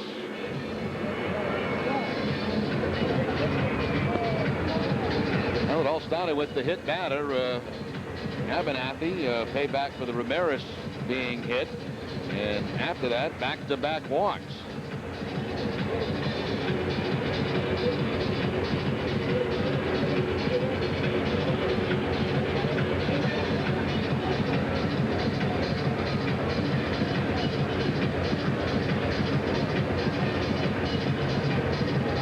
Well, certainly the Red Sox have taken advantage of Tampa Bay this season, winning all 7 games.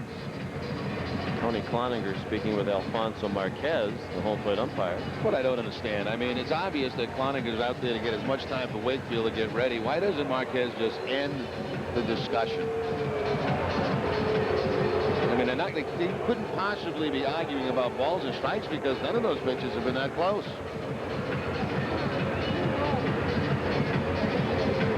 Maybe Tony was just inquiring about the umpire's wrist. Where did you go bowling this morning, and what was your score?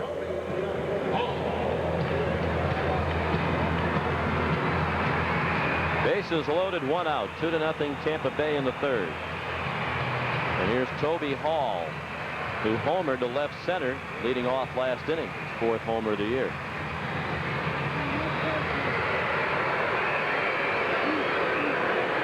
Been a struggle all season for the Devil Rays to score against the Red Sox. 13 runs in 7 games coming in. They could break this one wide open with a big blast here from Hall. Been a good hitter in limited action at the major leagues with the bases loaded, but has not hit a major league grand slam. He took ball 1. Jason Conti to follow. Ball 2. Castillo just not sharp today. He doesn't have his control. You can just about forget about it. I can't find a pitch right now that's working for him that he can throw for strikes.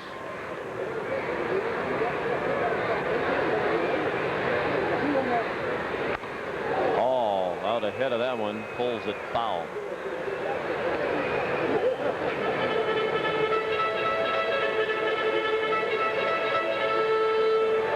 The problems this year when the opponents have runners in scoring position. It's been a problem throughout his career when they've had the bases loaded.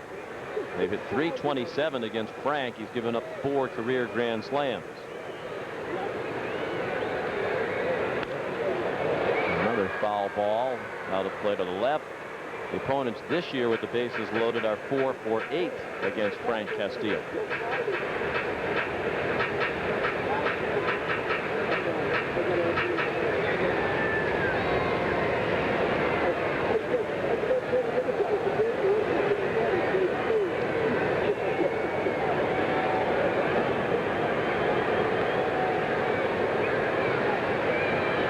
2-2 pitch.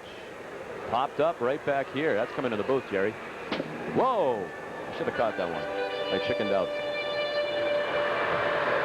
Tough to catch it when you're backing up. Well, I couldn't see it once it went up above the little ledge here. It just hit right there in front of you. I know. Well, once it went up and I lost it, I didn't know where it was going to land.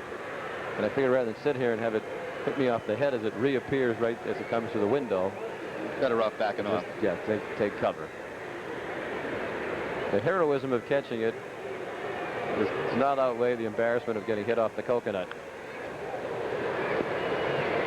Plus, I saw Don Orsillo catch one earlier this year. And if I was ever that big a hand, I mean, for days, that's all he talked about. He carried the ball around with him. He was waving out the window like he was the Pope. They made a commercial out of it. Have they? Yeah, it's part of a commercial now for Nessa. Past the mustard.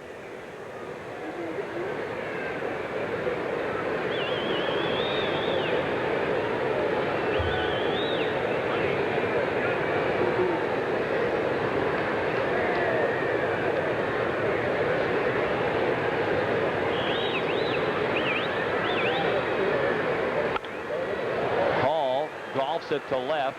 Abernathy tagging at third. Ricky the catch. He doesn't have a strong arm. And Abernathy scores with ease to make it 3-0. So they hit Abernathy in retaliation for Ramirez getting hit earlier in the game. And Abernathy comes around to score a run. Toby Hall with a nice afternoon going so far. The home run, now the sacrifice fly, giving him now 23 RBI on the season. Of course, part of that time we're down at the AAA level. Ball not hit that deep, but they will challenge the throwing arm of Ricky Henderson, and Abernathy scores easy. The run in this inning without a hit.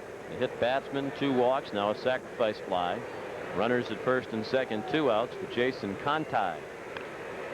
He chops one foul. Conti fly to center.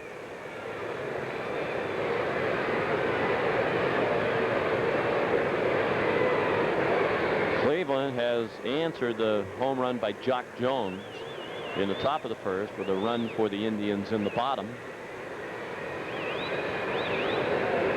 And they're tied at 1 at the Jake inside. It's been a tough year for baseball with the passing of so many notable figures involved with the game. And baseball lost another great guy this week when Jim Warfield, longtime trainer for the Cleveland Indians, passed away. And our thoughts and prayers go out to Jim's family. He was one of the most popular people in the game. He was one of those guys you never heard anybody say a bad word about Jim Warfield. Mike Hargrove's going to leave the Orioles for a game to attend the funeral of Jim Warfield. He worked with Warfield for many years as a player, coach, and manager of the Indians. Talking both with Carlos Baega, who spent a lot of time, obviously, with Cleveland, very close to Warfield. He was thinking about going back for the memorial that they're going to have today. Grady Little talking about him. He said, this guy had not a bad word to say about anybody. No, just a wonderful, wonderful guy, Jim Warfield. And he'll be missed. Big football fan. Penn State. God love Penn State.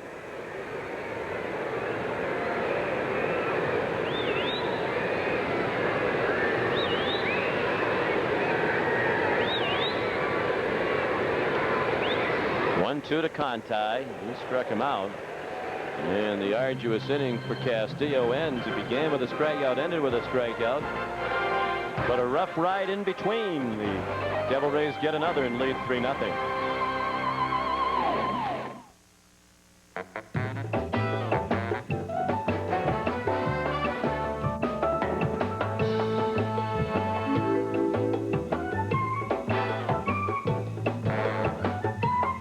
Next time you think about going to Florida, think Southwest Airlines. Right now, it's only $49 from Providence or Manchester to anywhere we fly in Florida when you purchase by August 1st. You are now free to move about the country. Water and skiing, racing and winning. Great matches, but here's the best. The Dodge down payment matchup. Put $1,000 down and we'll match it. Plus, get up to $2,500 cash allowance for a total down payment of $4,500. Or get 0% APR on select vehicles and Dodge's 770 powertrain limited warranty, making it easier to grab life in a Durango, Dakota, Stratus Coupe, or sedan. Great products, great protection, great values. Because it's about great matches, like the open road and a Dodge. The wonder of it all. Take a chance, make it happen. Pop the cork, finger snapping. Spin the wheel, round and round we go. Life is good, life is sweet. Grab yourself a front row seat. Let's meet and have a ball. Let's live. Yeah, let's live for the wonder of it all. Meet me at Foxwoods. Time to go around the bases, brought to you by Budweiser. We mentioned earlier that last night Derek Lowe became the first 13-game winner in the American League. How about Kurt Schilling?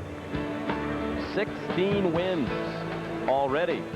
He's 16-3, already with 197 strikeouts and only 15 walks. That is not a misprint on the graphics. He's the National League leader in wins by 3 over Randy Johnson, his teammate also with 13, tying Derek Lowe for the second highest total in the majors. More wins than walks. Something Brett Saberhagen did a few years ago with the Mets. It's happened very rarely over the history of baseball. Shea Hillenbrand struck out in the second inning in an 0-2 hole here with Tanyan Sturtze. Red Sox have just one hit. They did load the bases last inning.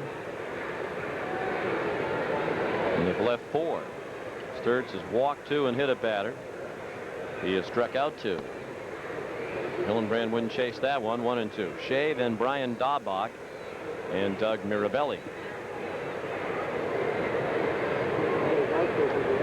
The Yankees have scored a run in the bottom of the first. They're still batting against Detroit, leading 1-0.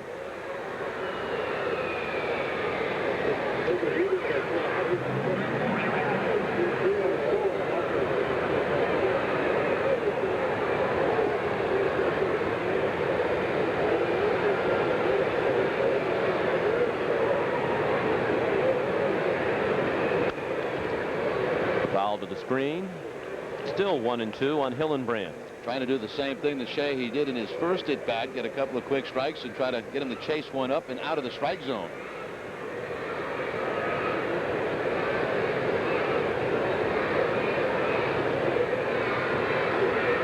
Look out. Up and in.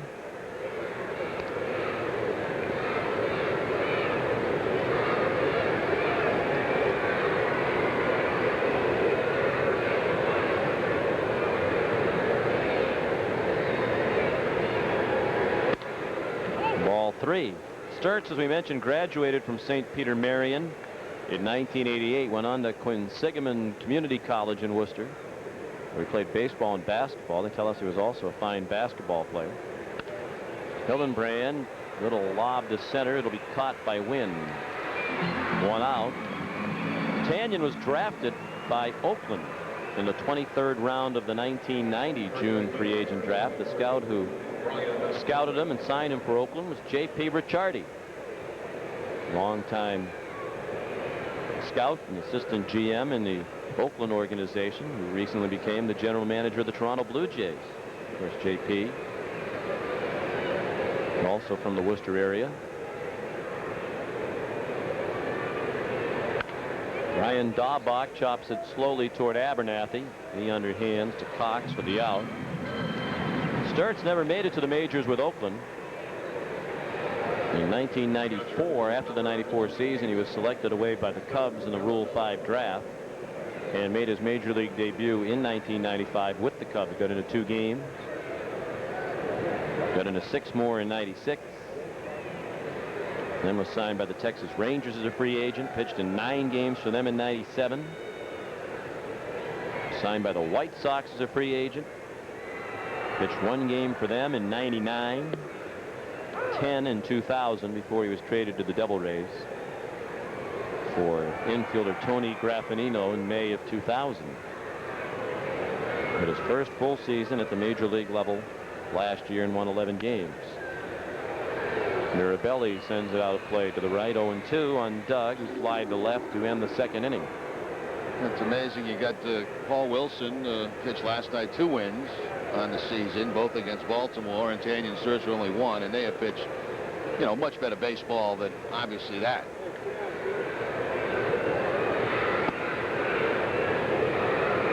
A 4.42 ERA in today's baseball is not awful by any stretch, and yet Sturtze is 1-9.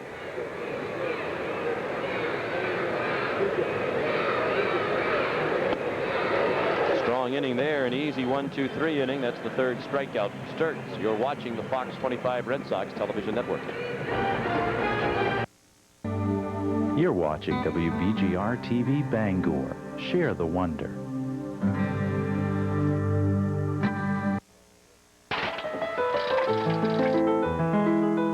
Are your bills stacking up? Are you finding it hard to get a loan? Have you considered consolidating your bills to improve your credit rating? At Mainly Mortgages, we can help. Mainly Mortgages. When the banks say no, we're the place to go. Want a multi-purpose tractor that is extremely powerful? Kubota introduces the world's first subcompact tractor. The BX series is a combination of strength and agility. Standard features include 4-wheel drive and 2-speed transmission. Add a variety of implements and these Kubota subcompact tractors quickly become indispensable. Experience the Kubota BX series subcompact tractor at Doors Equipment, Outer Hammond Street, Bangor. The name you trust for outdoor equipment. Doors Equipment. It's the time of year to enjoy the wonderful Maine weather. You can enjoy it even more with a beautiful used vehicle from Best Buy Auto Sales. You'll drive away with confidence since each vehicle is fully inspected and serviced. And at Best Buy Autos, we back each vehicle with a full 60-day warranty. Enjoy the summer, and Andrew has one thing to add. You don't have to tow them off the lot here. Keep your socks on.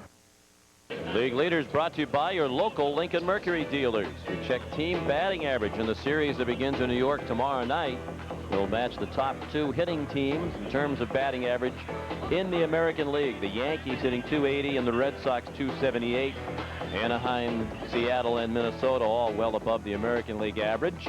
Over in the National League, the leading team is Arizona by 2 points over Colorado, then the Giants, the Expos, and the Marlins. Marlins have gone in the tank since they traded Cliff Floyd. They've lost 7 in a row. Players openly bad-mouthing the organization. The owner of the Marlins, Jeffrey Loria, who used to own the Montreal Expos, being sued by some of his former limited partners in Montreal.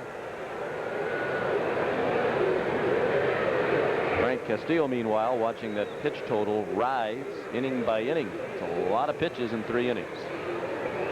And not exactly delivered at a blistering pace. Dave McCarty with a swing and a miss for strike 2.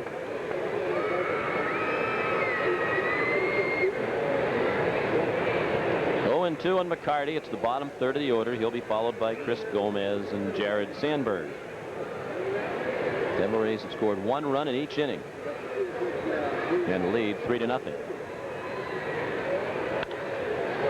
McCarty sends the 0-2 pitch pretty deep left. Ricky right in front of the track made the catch. 1 out. Every time a fly ball goes that high to the outfield, you've got to pay attention to the catwalks here. Of course, you remember earlier in the season, Shea Hillenbrand with a grand slam off the catwalk. The last 2, if it hits either one of those, are home runs.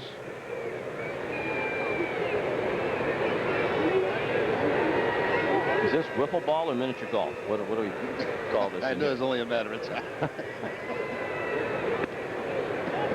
Where's the clown's nose in the windmill? Where do we go next? I like this. If they could just eliminate somehow those catwalks, I like this dome.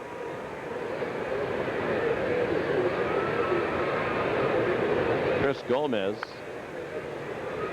chops one foul. You got to admit, Sean, it's better than the Twinkie Dome. Yeah, it is. Not a lot better, but it is better. I think it's a lot better, except for the catwalks, but they have the speakers, so.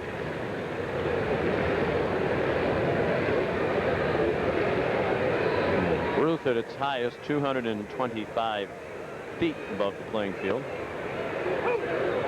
Strike. 1-2 on Gomez. The terrific clubhouses here.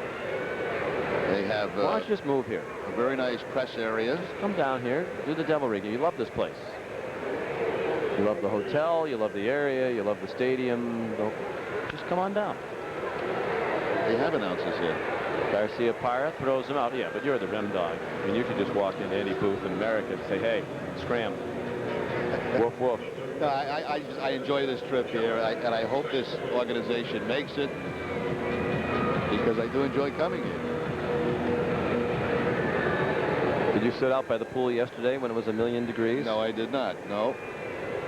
Matter of fact, I never left the room. Jared Sandberg, the batter, he grounded to short his first time up. I don't think they're going to make it, Jerry. I hope you're right. I hate to see any organization fail. People lose jobs. That's never a good thing. But if there's a candidate for contraction, this would have to be seriously considered. Well, the Marlins look like they're getting ready to pack it in the way they're getting rid of players, and they don't draw any better than the Devil Rays do, and they play outside where it rains every night. Get the thunderstorms, rain delays, no air conditioning there. Now, you like the Dome because you like the cooler temperatures, but you're probably the only broadcaster in America who needs to have a fan in the booth in a Dome stadium. That walk. Nope. Might be. Clown's nose, look out. Ricky makes the catch. Castillo bounces back in an easy 1-2-3 inning after 4. 3-0 Devil Rays.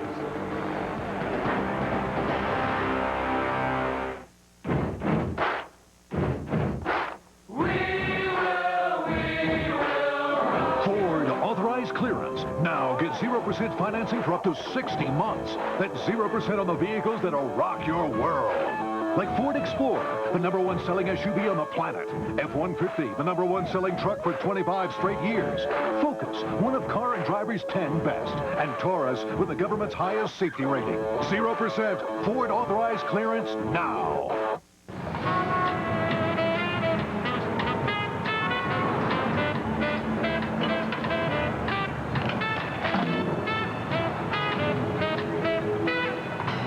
Dunkin' Donuts iced coffee. The coffee you love served ice cold. You just can't live without it.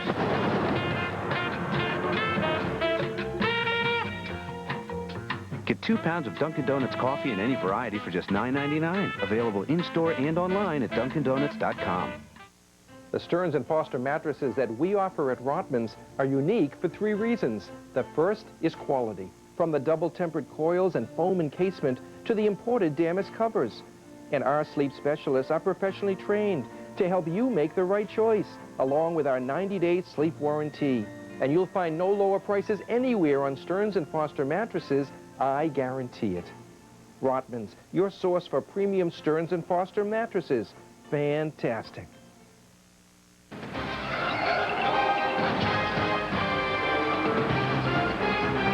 3-0 Devil Rays. The Red Sox held to just 1 hit through 4 innings by Tanyan Sturtze. And friends, we remind you this copyrighted telecast is presented by the authority of the Boston Red Sox and may not be reproduced or retransmitted in any form. In addition, the accounts and descriptions of this game may not be disseminated without the express written consent of the Boston Red Sox. Top of the 5th, the Red Sox trying to get the bats going. They've come alive the last 2 days. And have been silenced by Sturtze so far today. Trot Nixon takes the strike. He grounded to second in the 3rd inning. Nixon, Merlone, and Henderson. In the 5th, Merlone has the Red Sox only hit. 0-2. Yankees and Detroit now in the bottom of the 2nd in New York. Still 1-0 Yankees.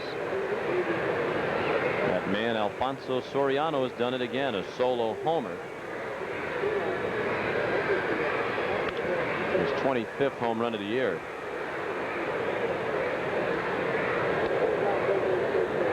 leading the majors in total bases.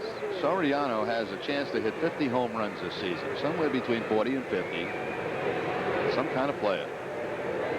Leading the league in stolen bases. Nixon was jammed, and he popped it up in shallow center for Randy Wynn. One out. That's 5 in a row retired now by Sturtze. Second baseman, number 26,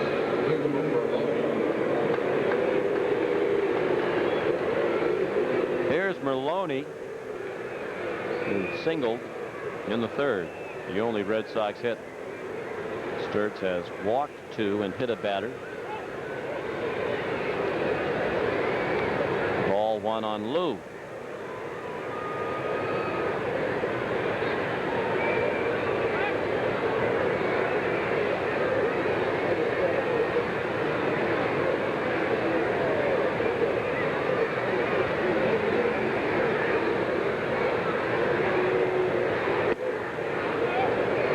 Swing, 2-0. You can see all 3 games of the Yankee series this weekend here in Fox 25. Jerry and I will bring you the games tomorrow night at 7 and Sunday at 1. And we'll have the network coverage for you Saturday at 1. That'll probably be the big boys. That'll be McCarver and Buck. I would think so. They usually do the Yankee Red Sox game.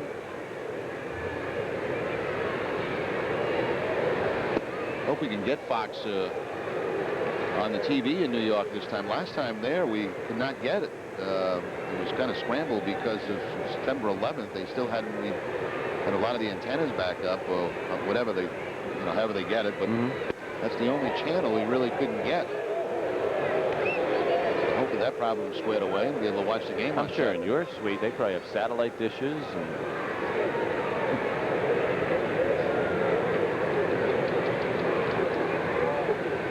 3-2 pitch, hit hard, but right at the third baseman, Sandberg.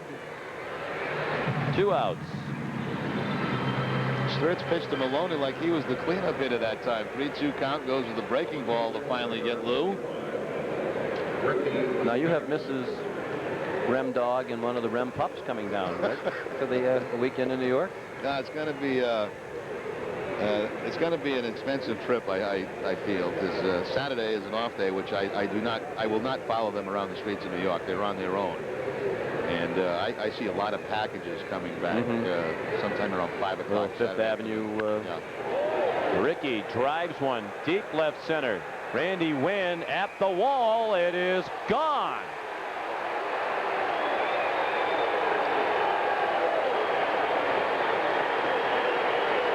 Wynn went leaping for it. It was tough to tell from here if he got a glove on it or if that hit the top of the wall and then bounced over.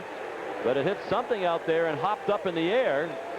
It's a home run in any event, the 4th of the year for Ricky. The Red Sox are on the board. It's 3-1. I couldn't tell either, Sean, whether he got a glove on it or whether he hit the top of the wall right at that yellow line. Randy Wynn going back. He's trying to time his leap. Goes up. And no, I don't think he got the glove on it. I think it hit that yellow line and then bounced right over the fence for the home run. Number 4 for Henderson on the season. Just the second hit for the Red Sox. There have been 3 solo homers in this game, 2 by Tampa Bay, 1 for Boston. 1-0 pitch to Damon is low, 2-0.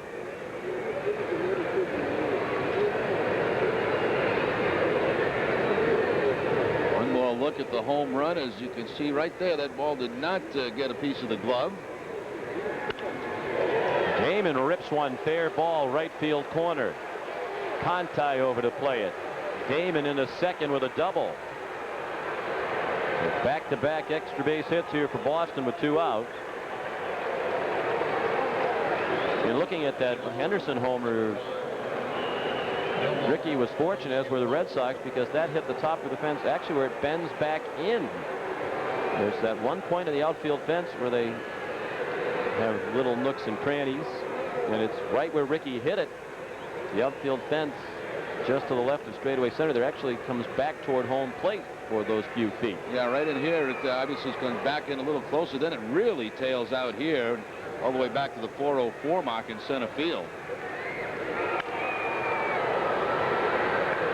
Nomar slices one foul. He flied to center in the first, walked in the third. He's the tying run at the plate.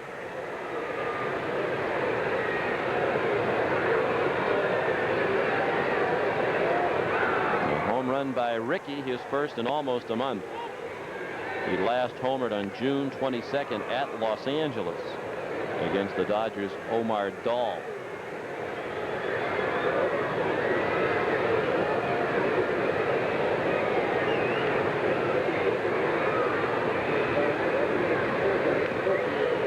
Foul ball, 1-2 on Garcia Parra. Tanyan Sturtze, that's the 15th home run allowed. He's second on the team. Paul Wilson has allowed 16 home runs on the season.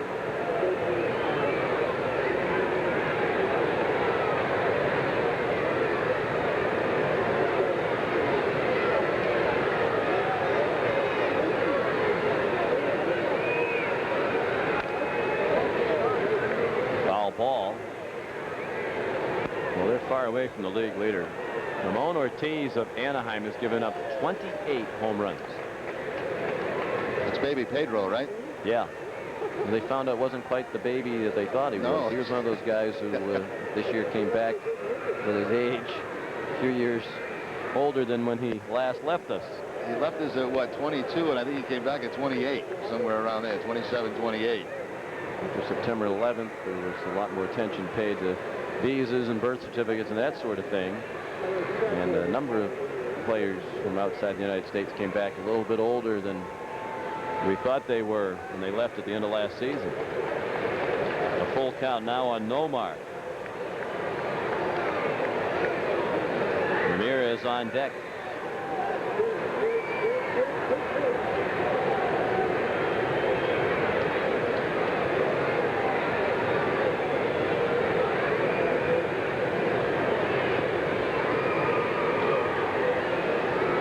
At second. 2 outs. The payoff pitch to Garcia Parra. Lined up the middle, base hit out of the reach of Abernathy. Damon around to score. It's 3-2. 3 straight hits for the Red Sox. Good to see Nomar going with the pitch and hitting it hard on the right side of the diamond. That's exactly right, Sean. He's been trying to pull a lot of pitches, but that time with 2 strikes, you'll see the shoulder stay in a little bit longer for him and shoots that ball to the right side of second base and hard for the base hit. Hands inside the baseball. That's what you're looking for from Nomar, especially when you get a couple of strikes on him, and you see the reaction from Tanyan Sturtze, who was ahead in the count. And Garcia Parra gets the base hit. Now the Red Sox within 1. Here's Manny. The ball low and away. Garcia Parra had been 1 for his prior 18 with men in scoring position. It's his 69th ribby of the year.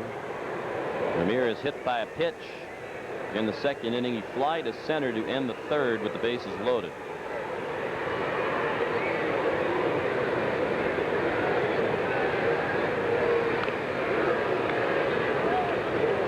And 1-1.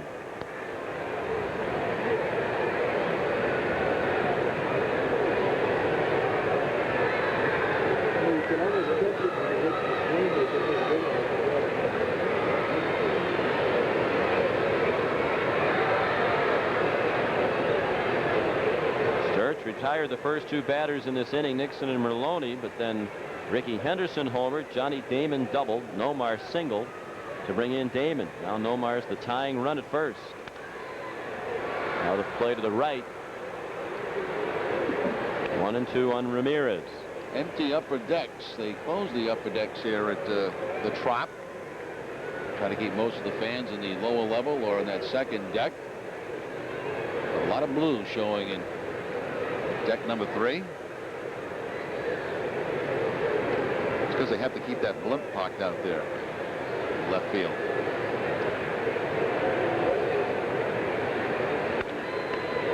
Oh, that's another souvenir up into the upper deck.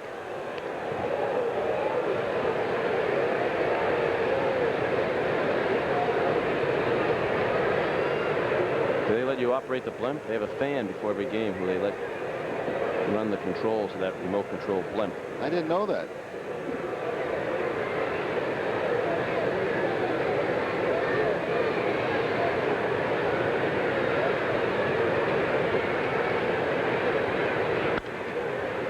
Popped up. Back here. Sturtze can't put away Ramirez. There's the blimp. Ready to come right at the camera. Yeah, they usually shoot it from left field to right field corner between innings. Must be tough to fly with the catwalks in here. That's a very low level shot. The blimp? Yeah. I'll tell you, it hits one of those catwalks, and it could be ode to humanity.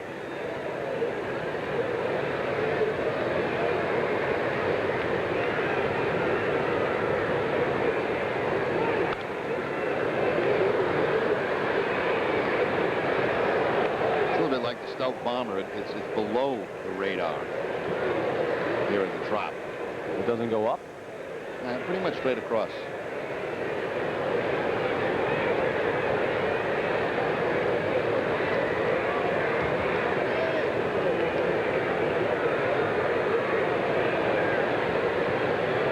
Lengthy battle between Sturtze and Ramirez. Another 1-2 pitch. Line to right. Conti there. That ends the inning. Red Sox are on the comeback trail. They get 2. It's 3-2 Tampa Bay, middle of the 5th here in St. Petersburg.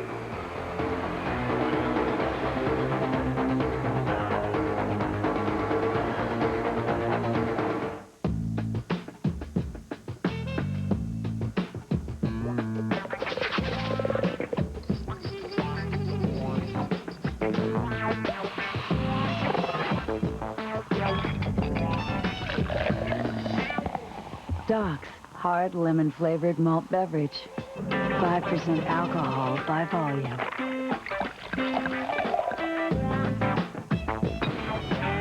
Now that's refreshing. You got 1 vanilla cone. Did you want sprinkles on that? Yeah, sprinkles be great.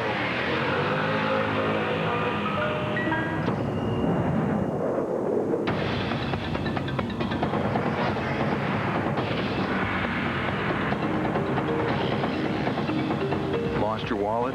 We'll help you replace any major credit card 24/7 when you carry American Express traveler's checks, so you can get back to your vacation. Sprinkles. Hurry in now for big closeout deals on every 2002 Mercury in stock. Get 0% APR financing on this versatile Mountaineer, 0% APR on this value-packed Stable, even 0% APR on this V8-powered Grand Marquis. Announcing 0% APR financing for up to 60 months or up to $3,500 cash back on selected 2002 Mercuries. The Mercury model year closeout. Big savings on every model for everyone at your Mercury dealer now.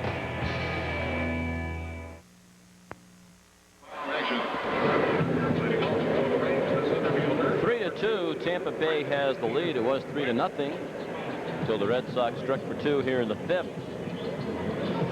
Among those in attendance here today, our old pal Dick Vitale, sitting in his season tickets.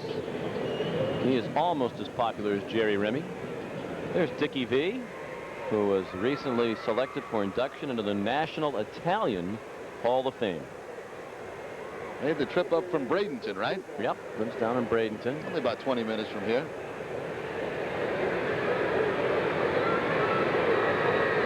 He comes to a lot of games, loves baseball, always around during spring training when he can be. It's a busy time of the year for him with the college basketball season. Winding toward its conclusion. Top of the order, Randy Wynn. Showed bunt and took a ball. He's 0 for 2. He gets to watch a lot of minor league games in the Florida State League. He knows a lot of these players before they get to the big leagues.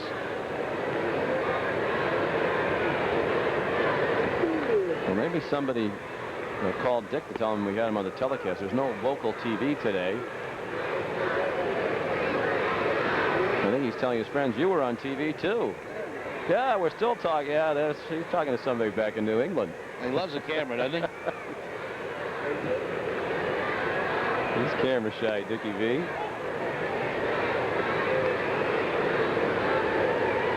One and one to count on 2-1 now on Wynn. He's waving up here now. What a wonderful guy.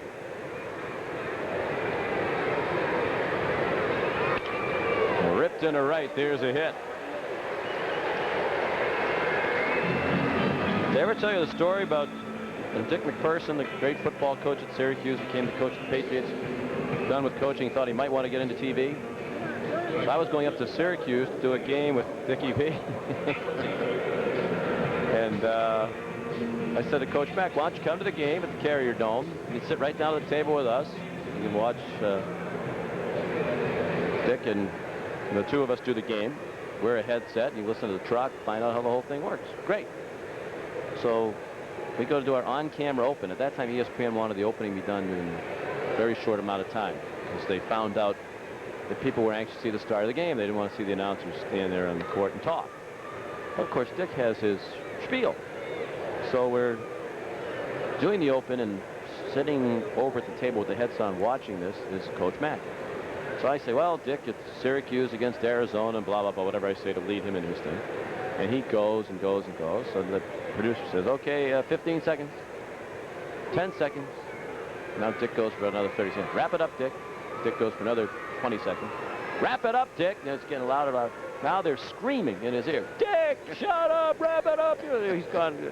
And I look over at the table.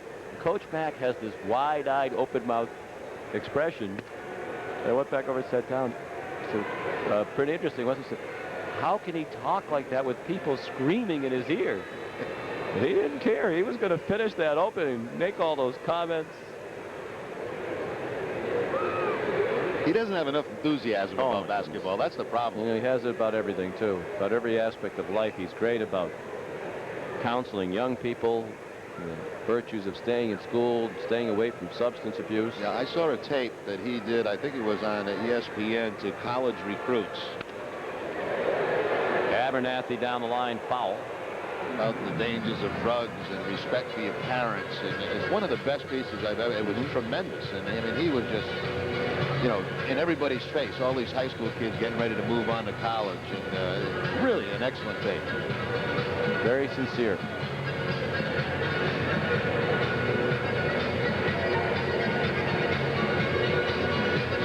Randy Wynn with base-stealing speed at first base. He has 17 on the season. Combination here where you could either steal or possibly hit and run.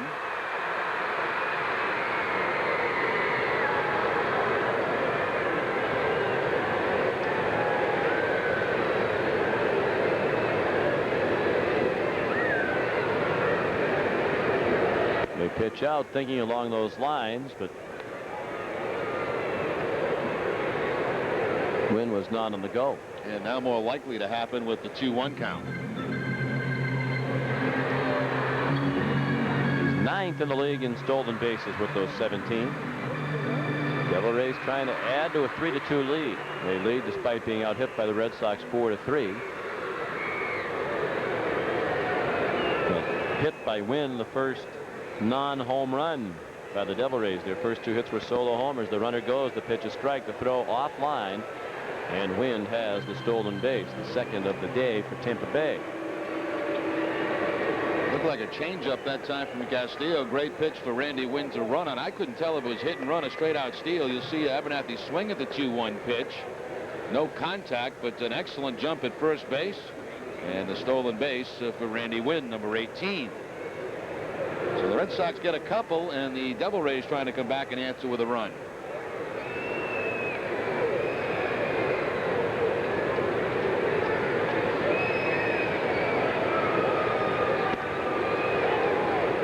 Inside, 3-2 on Abernathy.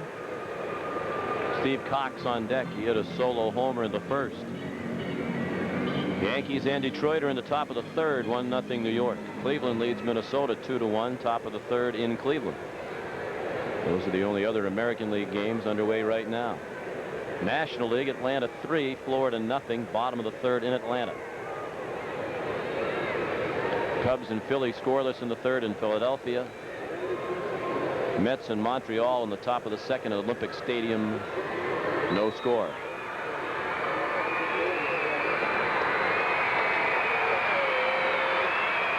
And those trades are not helping the Expos. They've had a tough time since the All-Star break. Down the line, just foul.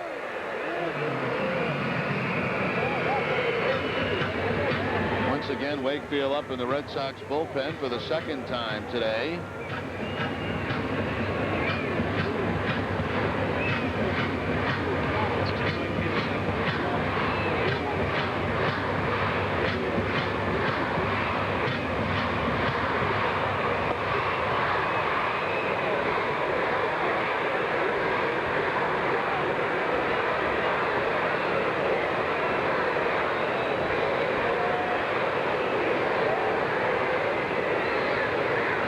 To Abernathy. Looks like he chased ball 4. Let's pause for station identification. You're watching the Fox 25 Red Sox television network.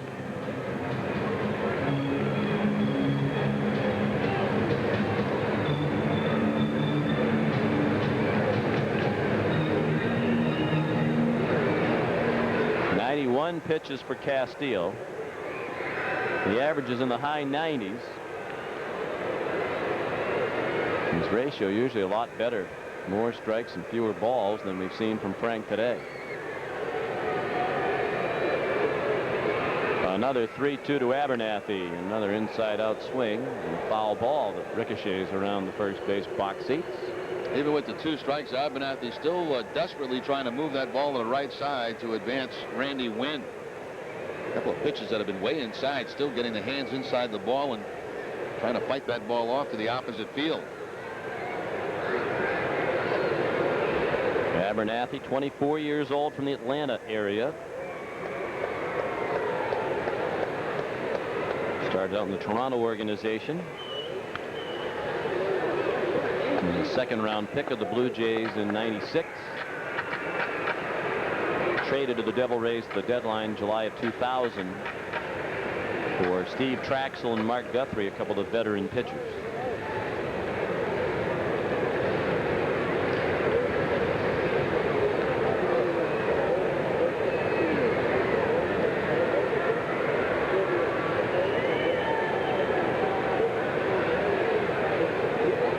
Pitches away from his average number of pitches per start is Castillo. Fouled off the mask of Mirabelli. Even if Frank's able to get out of this inning without allowing a run, I doubt he'd come back for the next inning with that high pitch count.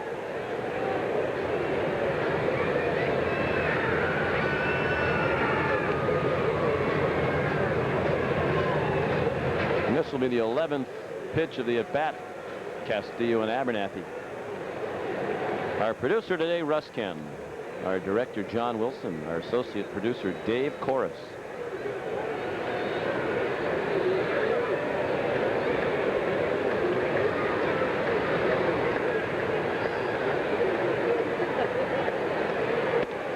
Ball 4. First 2 men are on here in the Tampa Bay 5th. Season high 4 walks given up by Castillo, and that might be the end of the day. It will be the end of the day for Frank. We're in the 5th inning. We'll return to Tropicana Field in St. Petersburg in a moment.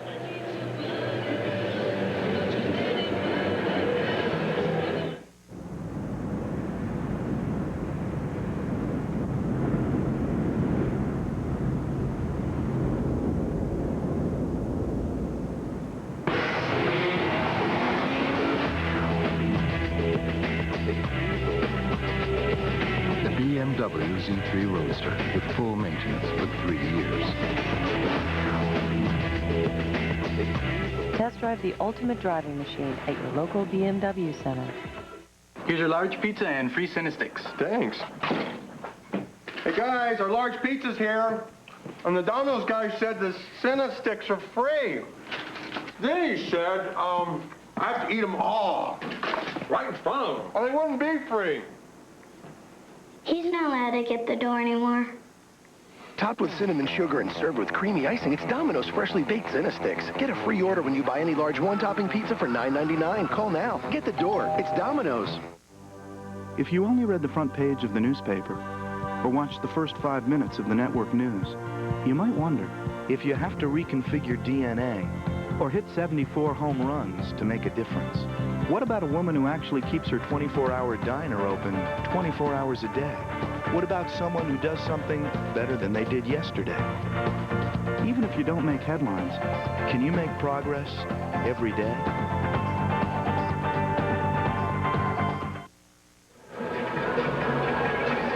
2 Devil Rays, but they're threatening to add their lead with 2 men on and nobody out here in the 5th. As a result, Frank Castillo is out, and the call to the bullpen is brought to you by Nextel Direct Connect. Get right through. Call 1-800-NEXTEL-9. And the new pitcher in for the 31st time this year is Tim Wakefield. Wakefield has had a few days off. His last outing against the Blue Jays on the 14th. A couple of innings in that game, 3 hits and 2 earned runs. Wake will probably get a start next week. There's another day-night doubleheader scheduled at Fenway on Tuesday. And it looks like Wakefield may pitch one of those games, Derek Lowe the other in that day-nighter. Red Sox still have 2 day-night doubleheaders to play before the end of the season. And we'll have the day game Tuesday from Fenway.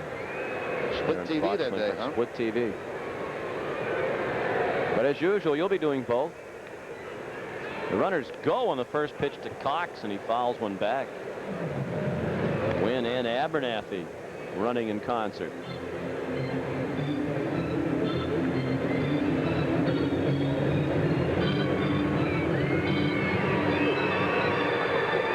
First pitch, not wasting any time, trying to take advantage of the knuckleball. But the ball fouled off by Steve Cox. And another one fouled away. 0-2. Cox homered a line drive down the right field line in the first and walked in the third. Castillo gave up just 3 hits in 4+ innings. Hard to believe as long as he was out there. He threw 95 pitches.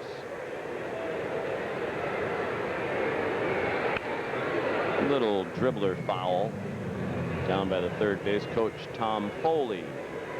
Lee May coaches at first.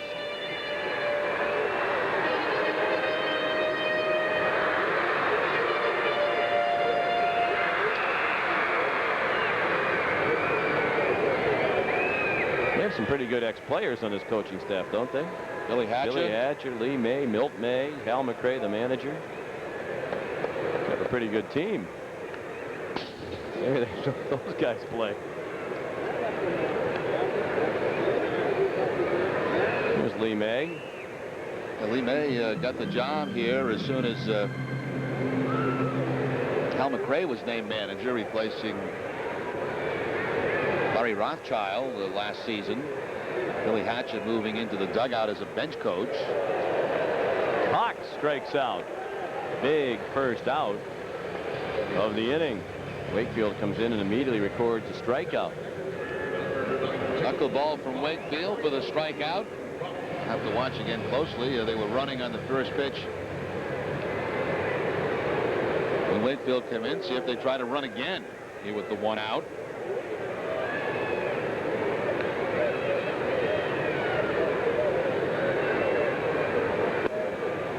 Aubrey Huff grounded out and walked.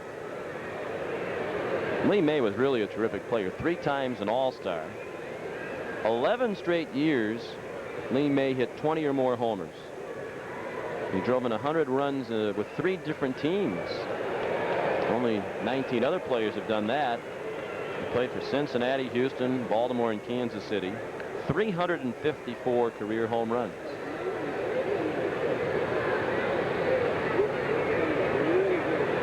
His brother Carlos Lee, also a fine major league player. Carlos May with the White Sox. Up strikes out. So Wakefield has the knuckleball dancing here in the 5th. Wakefield likes pitching in domes. He feels like the knuckleball moves a lot better inside, and there's a great one up and down and away from Aubrey Huff. So back-to-back strikeouts.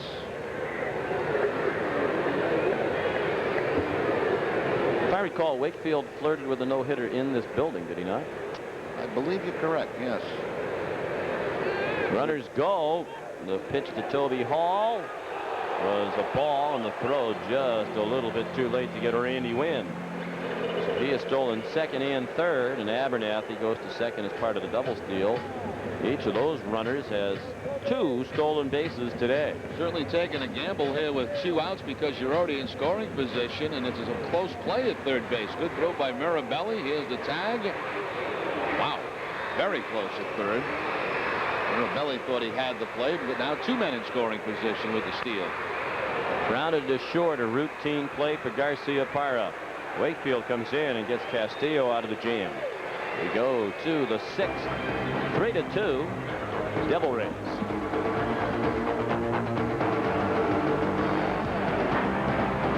I want my baby back. I want my baby back. Ribs. I want my baby back, baby back, baby back. I want my Chili's baby back ribs. Barbecue sauce. What you got there? Turkey club. Looks good. It is. Can I have a bite? Sure. Thanks.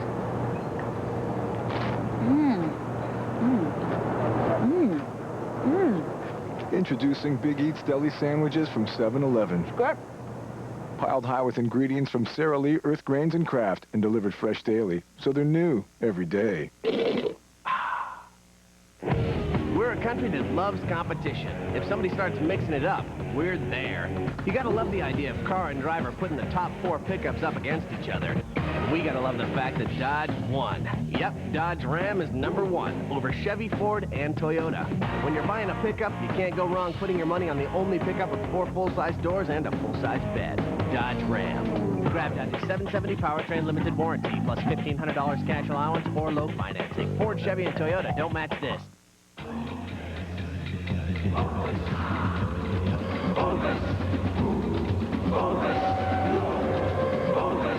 Chili's tender boneless buffalo wings. Bones bad. Meat good.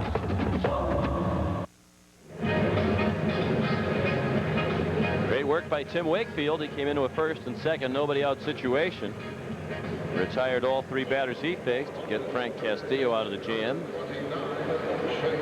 So the Red Sox try to tie it up or take the lead as we go to the 6th. They're down 3-2.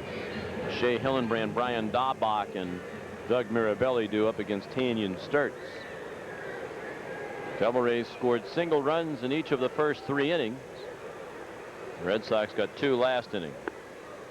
Strike to Hillenbrand, trying to extend his hitting streak to 10 games. He has struck out and fly to center. Tigers have tied up the Yankees. They're at 1-1 now, heading to the bottom of the 3rd. Crushing loss for the Tigers last night. Mark Redmond was shutting them down all night, and the Yankees got 2 in the 9th inning and won 2-1.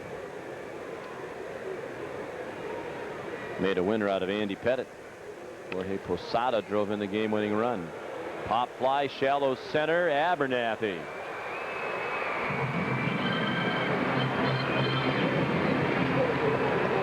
As an infielder, you go as hard as you possibly can until you hear the outfielder call you off. That time, Abernathy, the only guy that had a chance to make that play, as Randy Wynn, with his speed, could not get to it. Always the fear of that collision, though, when you can't watch the center fielder or the outfielder. You just go. You hope that you don't get hit.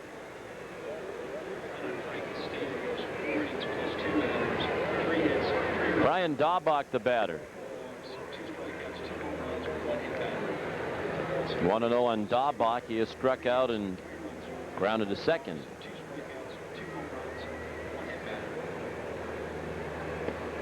Ball 2.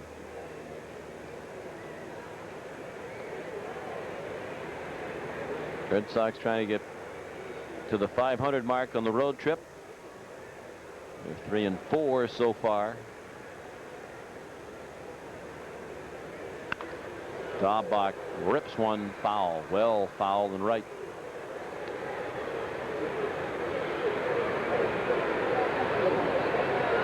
Now some camp got a souvenir. A lot of kids out there with the same color t-shirts on. It's just a coincidence. They actually did not come together.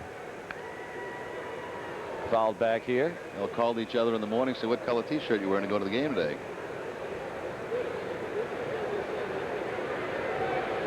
I think what they did was, as kids arrived, they said, okay, you have a green t-shirt on, you need to go to right field. The Blues are going to go to center field. And none of these youngsters actually knew each other when the day started. Daubach pops it up.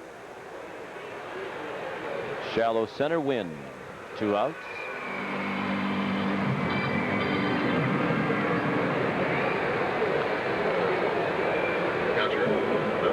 White Sox in Kansas City are underway at Kauffman Stadium. Kenny Lofton has homered for Chicago to start the game against Paul Bird. 1-0 White Sox in the first. Lofton 7th of the year. Here's Mirabelli 0 for 2.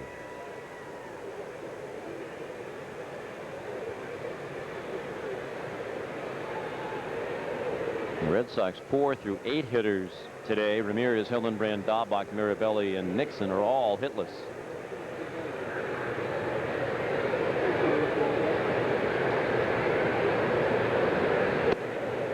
They're combined 0 for 12. 2-0 the count on Mirabelli.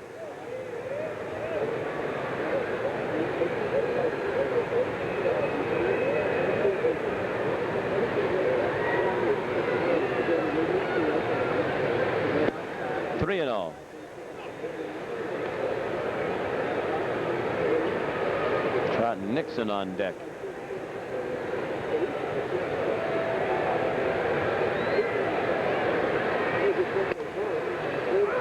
Strike on the outside corner.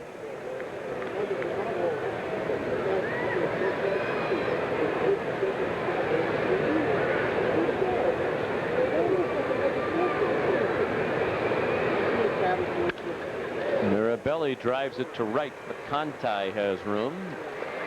A 1-2-3 inning for Sturtze. Home half of the 6th upcoming in St. Petersburg. 3-2 Tampa Bay. Eyes of a puppy dog, lips made for sin. You're not dreaming. I'm for real. We got a call.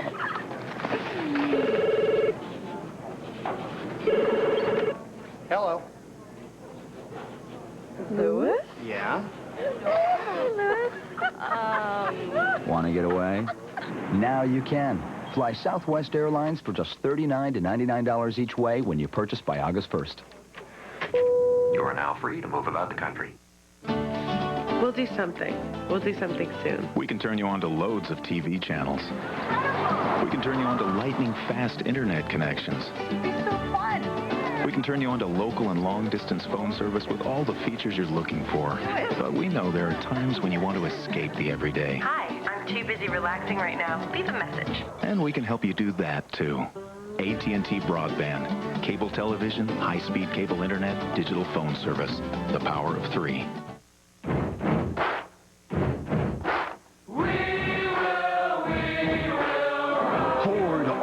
Clearance. Now get 0% financing for up to 60 months. That's 0% on the vehicles that'll rock your world. Like Ford Explorer, the #1 selling SUV on the planet. F-150, the #1 selling truck for 25 straight years. Focus, one of Car and Driver's 10 best. And Taurus with the government's highest safety rating. 0% Ford authorized clearance now. The pitching line is brought to you by Lowe's, improving home improvement. Frank Castillo today, 4+ innings. The 3 runs allowed only on 3 hits, but 95 pitches in the 4+ innings for Frank. 54 strikes and 41 balls. A long, high pitch count afternoon, but certainly helped out by Wakefield last inning. Look for the 2 new Lowe's locations, Lowe's of Woburn and Lowe's of Weymouth.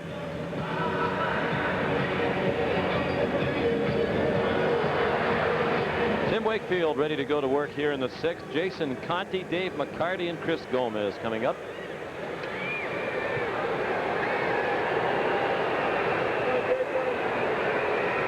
Devil Rays looking for their first win in 8 tries this year against the Red Sox, batting with a 3-2 lead. Conti showed bunt and took a ball low. He is fly to center and struck out.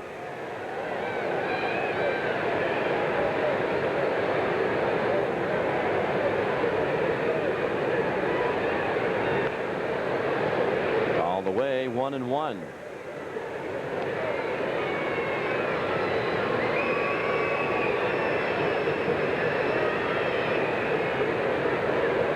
Conti's from the Pittsburgh area and played at the University of Pittsburgh. Drafted by Arizona in the 32nd round, the 96 draft. Made it to the big leagues with them in 2000. 2-2. He was traded to the Devil Rays along with a left-handed pitcher Nick Bierbrot for Albie Lopez and Mike DeFelice right before the trading deadline last year. Strike 3. Surprise, surprise. Obviously, Conti looking for the knuckleball. Gets the fastball on the outside corner from Wakefield. Third strikeout out of 4 batters since Tim has been in the ballgame.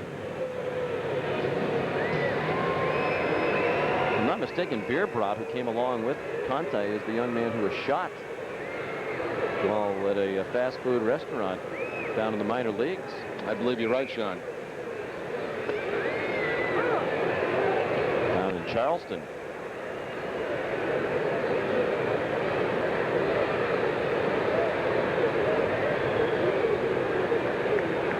Dave McCarty quickly behind in the count 0-2. He has walked and flied to left. 3-2 Tampa Bay, bottom of the 6th.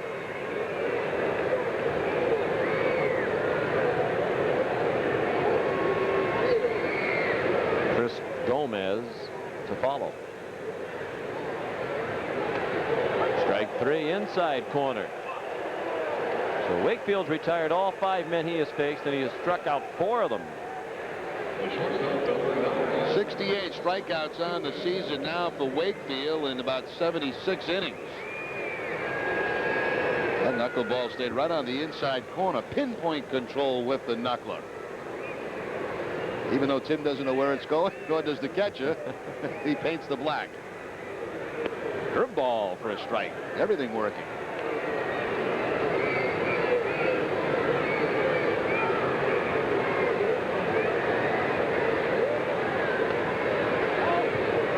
Missed outside of the knuckler. I didn't want to interrupt you while you were on a roll. I got carried away with all these strikes. Oh, that's all right. I may go down and talk to Dickie V.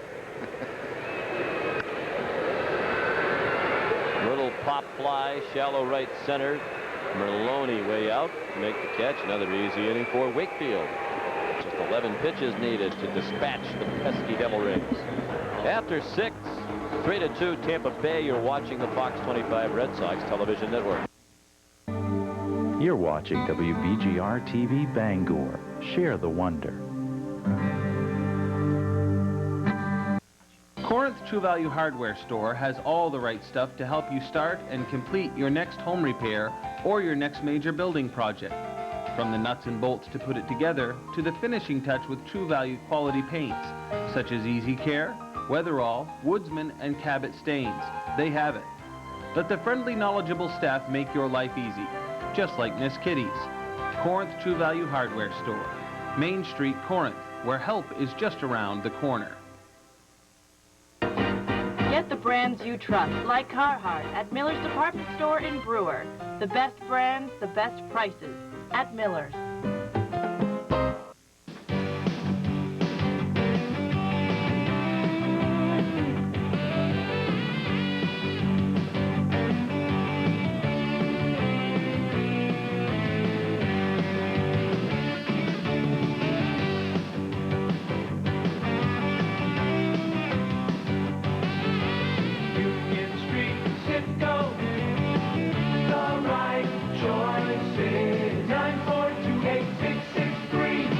Suffer from chronic headaches, low back pain, or other types of fatigue or pain? Scientific research has proven that professional massage can improve circulation, relax muscles, and improve joint mobility, promote well-nourished and healthy skin, encourage general relaxation, alleviate some chronic conditions, and help to combat the effects of aging.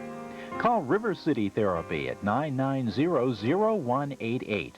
Our 5 state licensed therapists are here to help. It's 25. We're here from Pepperell, Mass.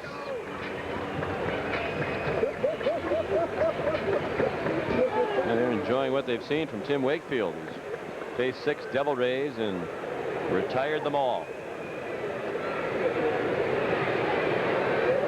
Tanyan Sturtze coming off a 1-2-3 inning. First pitch of the 7th to Trot Nixon, a fastball outside.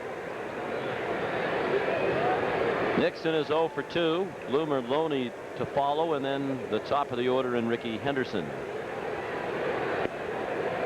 The ball just low, 2-0.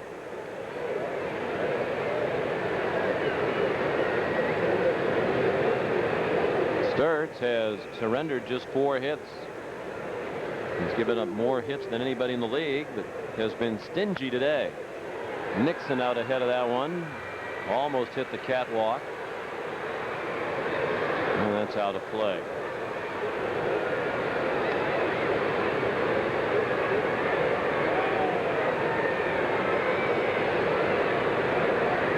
Last time out, Sturtze pitched 9 innings against Seattle. The time before that, he pitched 9 very strong innings against Anaheim. Didn't win either game, because both went into extra innings.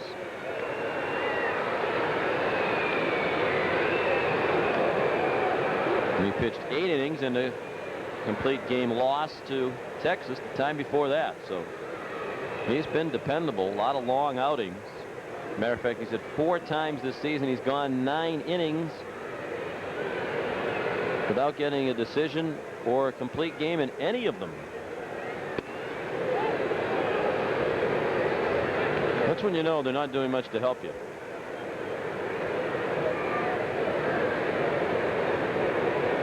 Only 10 times in the majors this season has a pitcher gone 9 innings and not registered a complete game.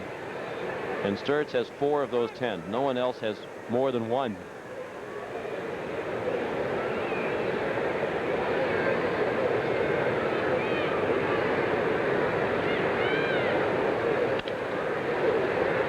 Grounded to first, Hawks to Sturtze. 1 out. Sturtze started the season with an 8-game losing streak over a span of 15 starts. That's the second longest drought for a pitcher who started on opening day in Major League history. Atlanta's opening day starter Carl Morton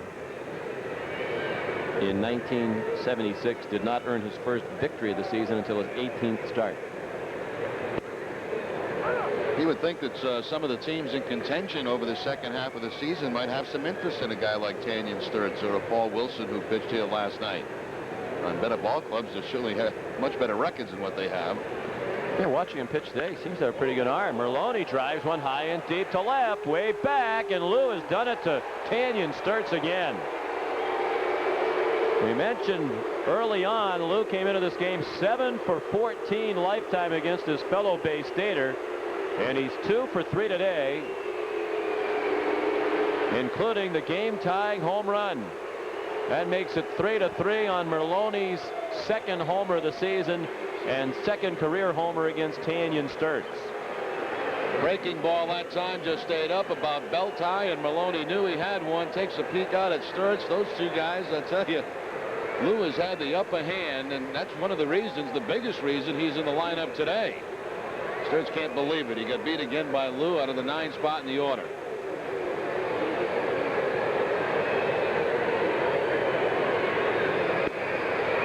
Now Ricky taking a ball outside.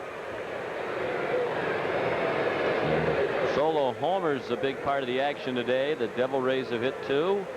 The Red Sox have hit 2. Ricky hit the first Red Sox home run. 2 outs and the bases empty in the 5th. That got the Red Sox scoring started. They were down 3-0. They've battled back to tie it at 3. And now Sturtze not all that happy with Alfonso Marquez. A couple of close pitches to Ricky didn't go his way. It's 3-0.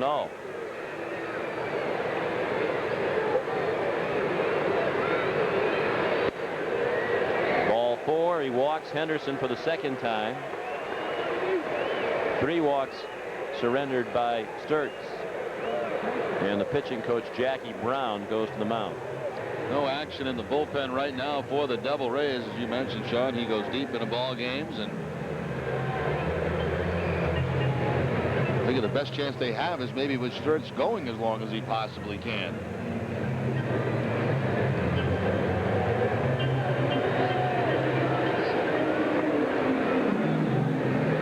New York, the Yankees have just scored 3 times in the 4th inning to take a 4-1 lead over the Tigers. And the Yankees are still batting. Here it's a 3-3 game. The Red Sox could take the lead for the first time. With the go-ahead run, Henderson at first and 1 out. Johnny Damon pulls one past Tommy Harper.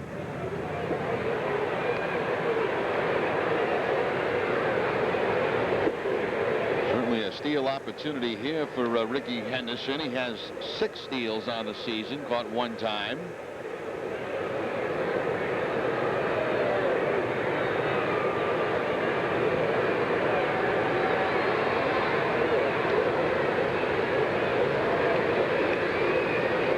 Damon doubled right after the home run by Henderson in the 5th.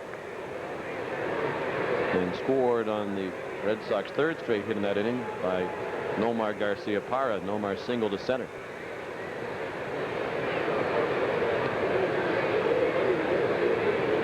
Three runs, 5 hits for Boston. 3 runs, 3 hits for Tampa Bay.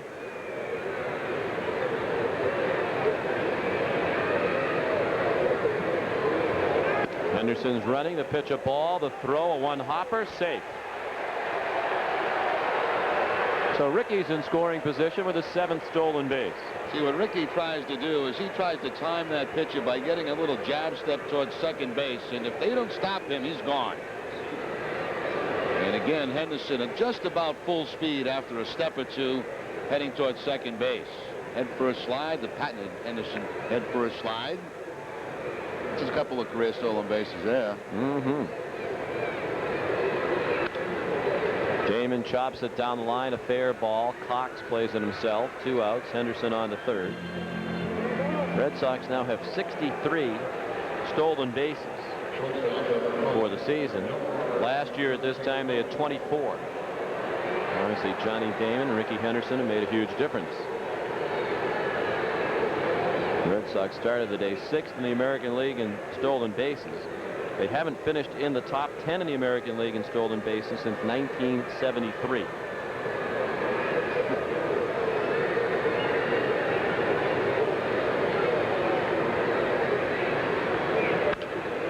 Garcia-Parra hits one right at the shortstop Gomez. That ends the inning. The Red Sox get the tying run on a home run by Lou Merlone to go to the 7th inning stretch. 3-3.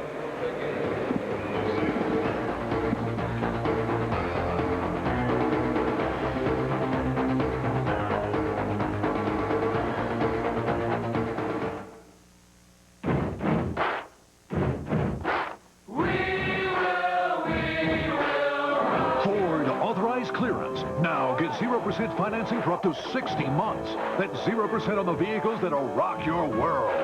Like Ford Explorer, the #1 selling SUV on the planet. F-150, the #1 selling truck for 25 straight years.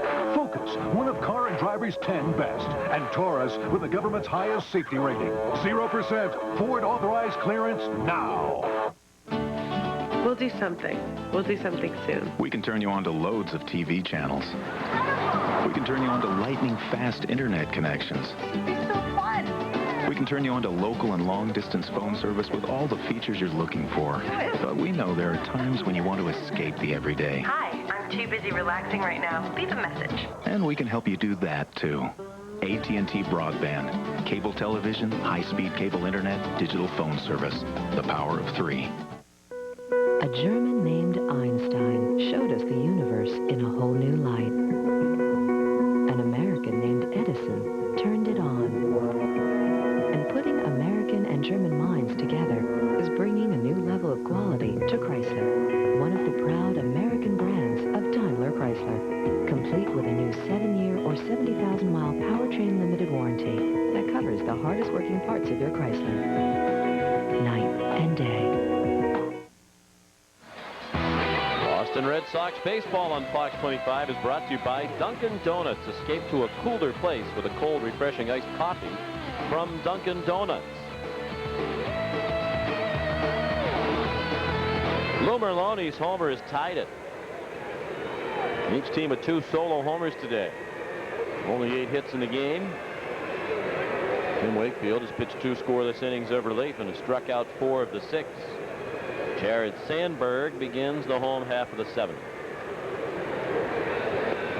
Ball 1 inside to Sandberg. The number 9 hitter is grounded to short and fly to left. So Frank Castillo will get off the hook for a loss.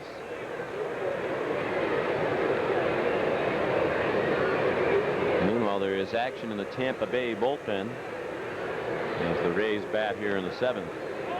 Ball 3. The last thing Wakefield wants to do is walk the number 9 man right after his mates got him into a tie game. There's Esteban Yan. So he throws a fastball for a strike.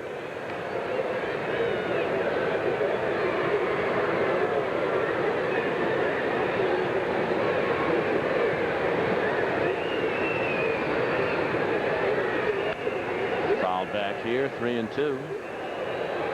Well, we mentioned the battle of Bay State, Sturtze and Merlone the upper hand, and Sturtze was looking out at Lou between innings.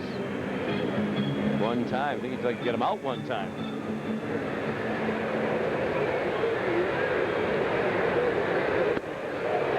Strike 3. What was that pitch?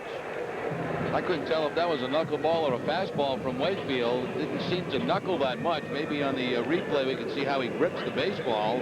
Almost looked like a slower fastball. If he can throw a changeup on a 75-mile-an-hour fastball. I think it was supposed to be a knuckleball, but it didn't do much. No. A harder knuckleball. He is mowing them down. He spanned 5 of 7.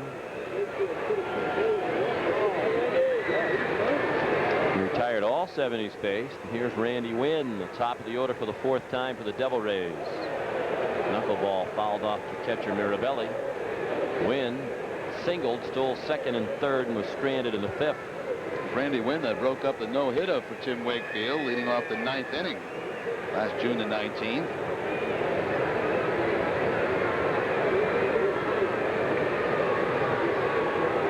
He'll be followed by Brent Abernathy. 7th inning, 3-3 game. Final game of a 2-game series. Red Sox won last night. Chopped on the left. Garcia Parra on the move. A nice play.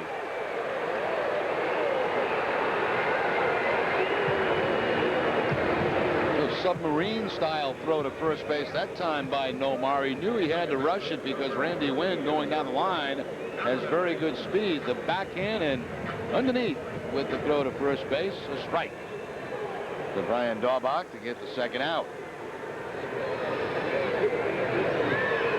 He almost seems to be better, Jerry, on those throws when he doesn't have time to react and think about it. He just has to react instinctively. He's almost less accurate throwing, it seems, on the routine grounder. Exactly. He is much more comfortable when he can make a play on the run, either going to his right, his left, or charging the ball, than when he has to stay back on a ball. That's when he looks most uncomfortable. 0-1 to Abernathy, swung on and missed. Abernathy's been hit by a pitch and walked 0 for 1. He's stolen 2 bases and scored a run today.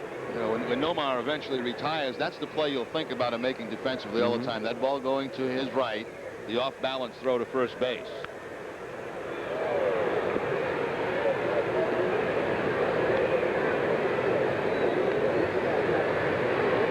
Yankees and Tigers have gone to the 5th. Yankees got 3 in the 4th to take a 4-1 lead.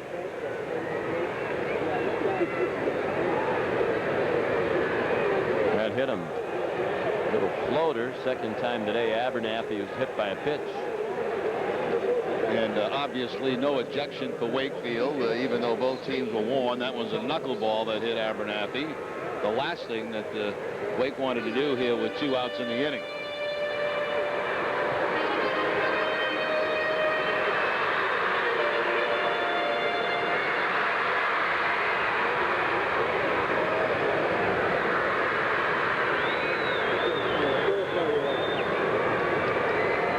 Steve Cox took a strike. Mirabelli dropped the knuckleball.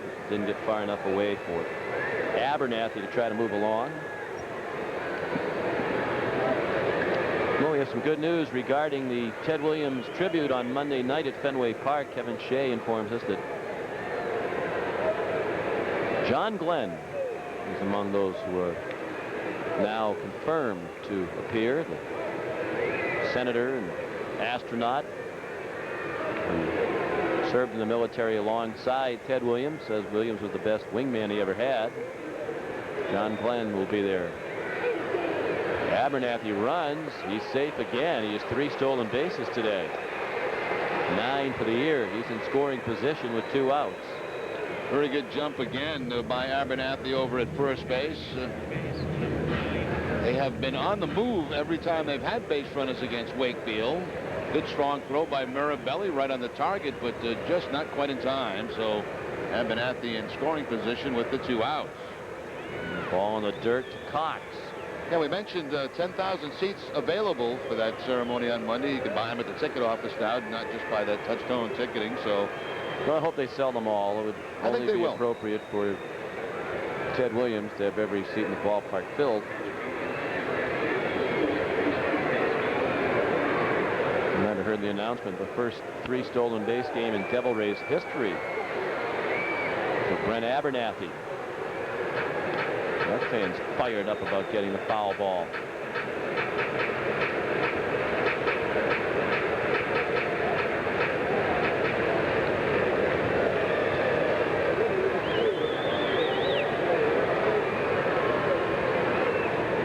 The 1-2 to Cox outside.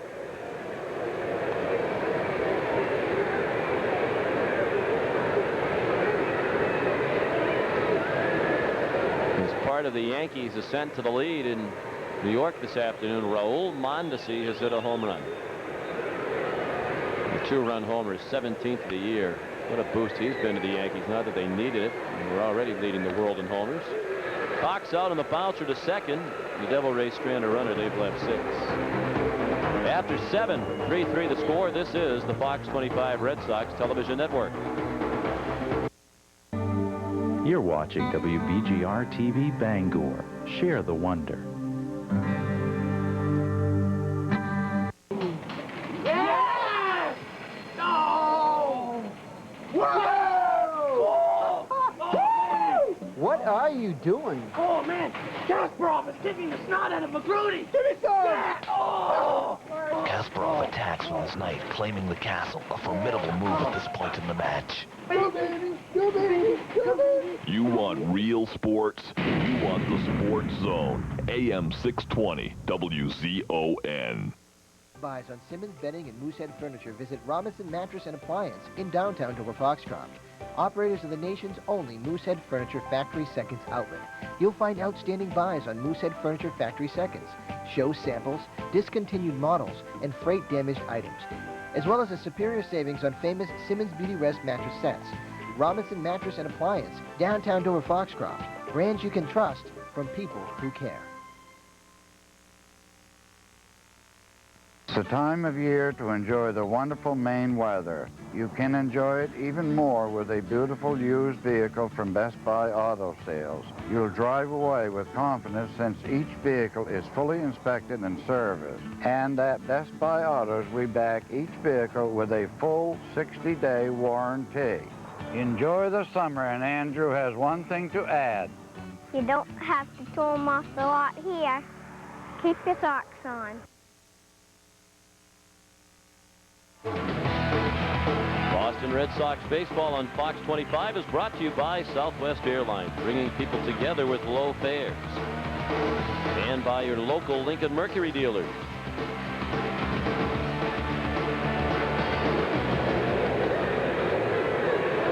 Three game, 8th inning, and a new pitcher for Tampa Bay after 117 pitches from Tanyan Sturtze. Here's Esteban Yan. Second appearance of this series. He worked an inning last night against the Red Sox. 1 walk, no hits, no runs. Manny Ramirez chopped his first pitch to third. Jared Sandberg to Steve Cox for the out. So Manny, after being on fire for a couple of games, has had a quiet afternoon. 0 for 3 today. Esteban Yan is the closer for the Devil Rays. 11 saves on the season and 14 opportunities. He's not worked very much recently. So in back-to-back games, an inning last night and here in the 8th inning today.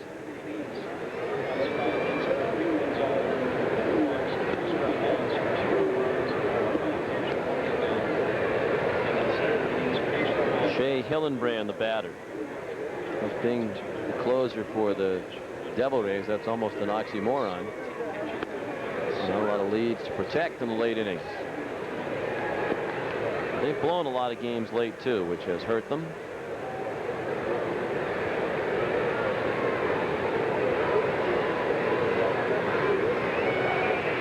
There have been 8 walk-off losses. Second most in the majors. Only Texas has more walk-off losses. They've had 9.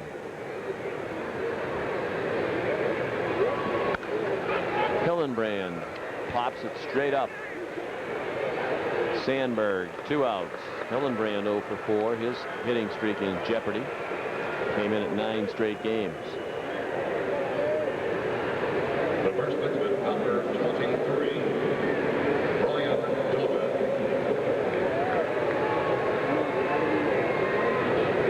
The offense has quieted down today. 18 hits in that last game in Detroit, 11 last night. But only 5 here this afternoon for the Red Sox, only 3 for the Devil Rays. Dahlbach takes a strike. He's 0 for 3.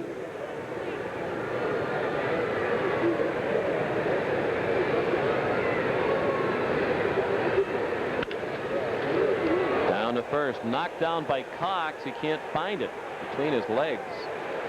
And a base hit for Dahlbach.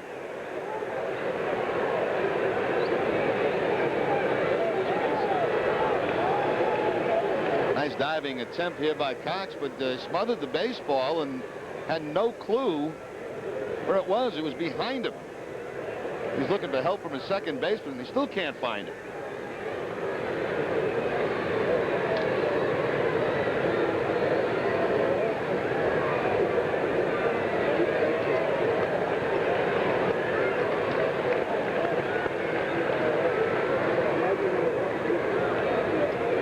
Veritek has come out to hit for Mirabelli. Doug was 0 for 3 today. So the switch hitter Veritek will go up there hitting 274. Hitting 278 left-handed. For the year, 6 homers and 32 runs batted in. For Veritek, he's 0 for 4 as a pinch hitter. And 3 for 8 in his career against Esteban Yan. And there's also going to be a runner for Dahlbach, Jose Offerman. Also, no run for Brian. Running at first base, Dahlbach, number 30, Jose Offerman. Offerman has 8 stolen bases, has been thrown out 4 times trying to steal. Veritek's been a hot hitter of late. He has put together a 4-game hit streak. And he's hit .333 on this road trip, 7 for 21. 1 for 3 with a couple of walks here in St. Pete last night. Ball 1 low to Veritek.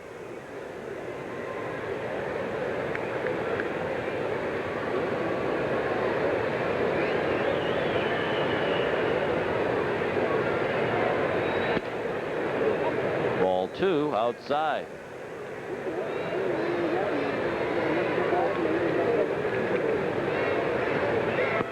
Sturtze pitched 7 innings and allowed 3 runs, all earned on 5 hits. He walked 3, struck out 3, hit a batter, threw a wild pitch, gave up 2 home runs. Threw 117 pitches, 73 strikes. Yan retired the first 2 batters of this inning, then gave up the infield hit to Dahlbach, lifted for the pinch runner Offerman. Now a strike to the pinch hitter Veritek, 2-1. 2-0, not a good pitch to steal on. 2-1, a little better situation for Offerman. I'm sure he has the green light.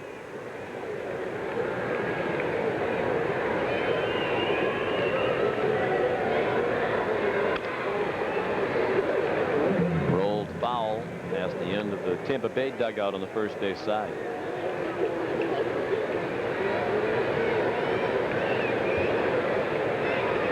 Torrey Hunter has hit a 2-run homer for Minnesota. The Twins trying to get back into the ball game, and they are. Trailing Cleveland now 6-5 in the bottom of the 5th at Cleveland. Homer number 23 of the year for Hunter.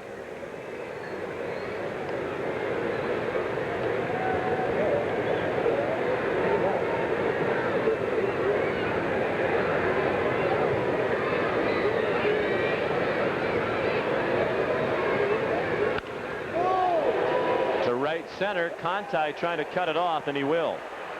Offerman to third. The pinch hit single by Veritek. And the Red Sox trying to do damage and take the lead with 2 outs here in the 8th inning.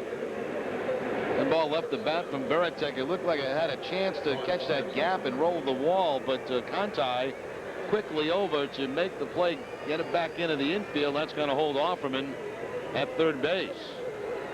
Big high bounce, and Conti over there to make the play.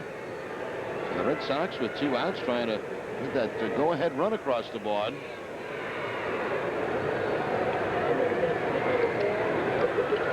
Nixon will try to do the job. The Red Sox have not led today. They battled back from 3-0 down to tie it up on a homer by Merlone last inning. Fastball strike to Nixon, 0 for 3.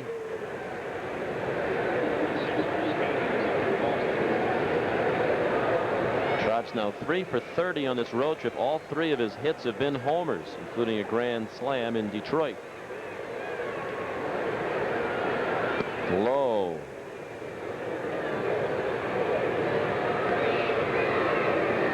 Play by Toby Hall. He was set up outside, and that fastball was down and in. He had to go to the backhand to keep that ball from going to the backstop.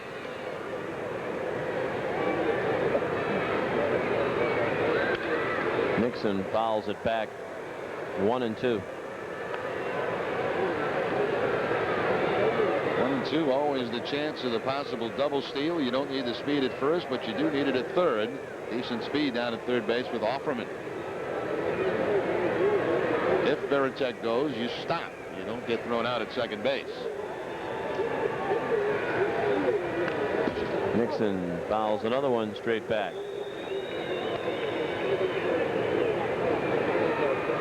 It's a 3-3 game here in the 8th inning.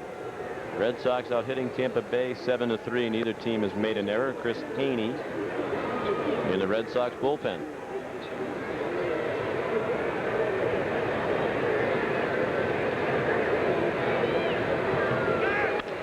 Runner goes from first, and it's a base hit into center field for Nixon.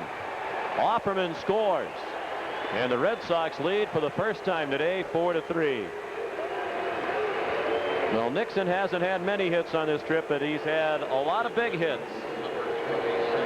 Of the hits he's had, they've all been big. She loves Trot with good reason. He's given the Red Sox the lead for the first time today. Down 2 strikes. That's nasty. That pitch is down and away. Nixon able to cover the plate and put it on the line in the center field. Red Sox did have the runners going at first and third, and Nixon picks up the base hit. You're right, Sean. Every hit has been a big hit. That's his first hit other than a homer on his road trip. 3 straight hits with 2 outs. It started with that infield hit by Daubach. Here's Merlone, who's had a good day. 2 for 3 with a single in the game-tying home run last inning.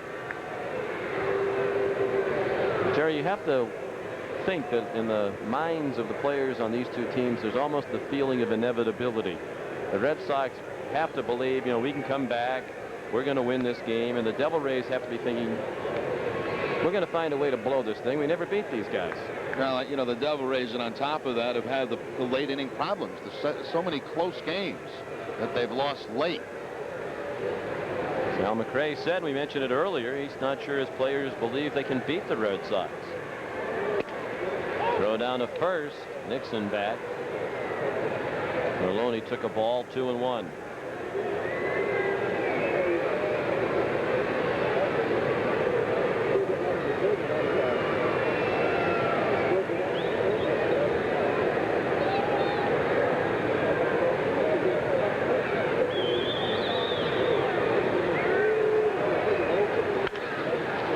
Up the middle, a big hop for Gomez. He flips to Abernathy to force Nixon and end the inning. 3 straight singles with 2 outs. Nixon drives in the pinch runner Offerman, and the Red Sox lead for the first time today, 4-3 as we go to the bottom of the 8th.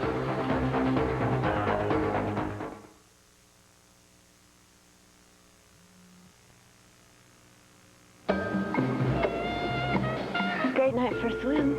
I don't have my bathing suit. That's okay. Neither do I.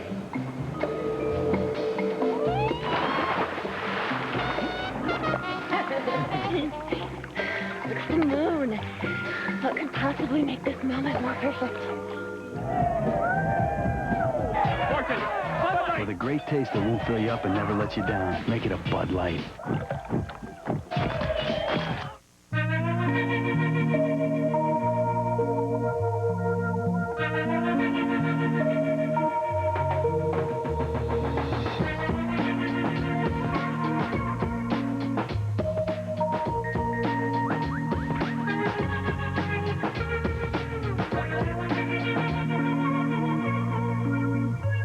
Get 0% APR financing for 5 years on all 2002 Saturn L Series. For restrictions, see your Saturn retailer.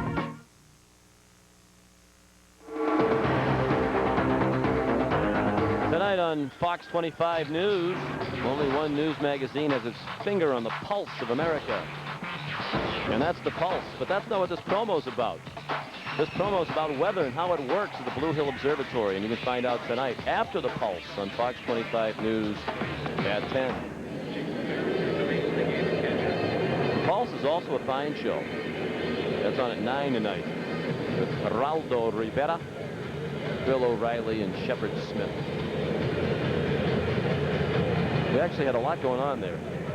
We had the music for the billboards. We had video for the promo for the news, and I had the script for the Pulse. So we had everything covered. There's a lot going on Fox.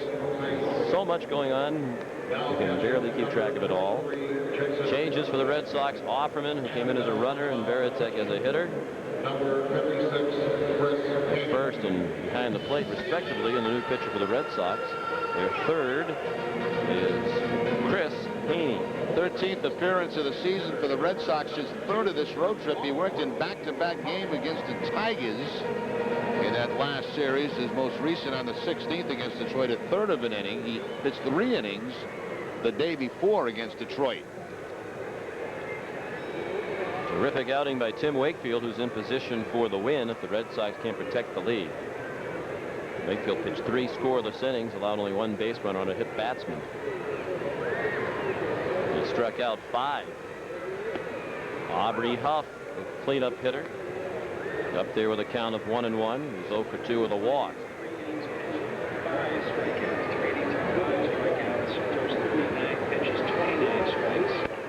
The ball low.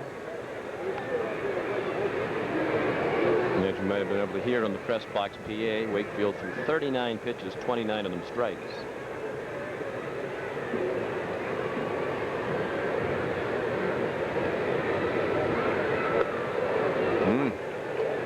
Nice pitch there. 64 miles per hour on the off-speed pitch. Wayne Gomes warming up.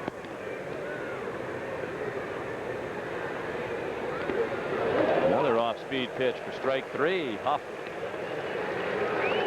swings and misses. The Red Sox pitchers have fanned 8 Devil Rays today.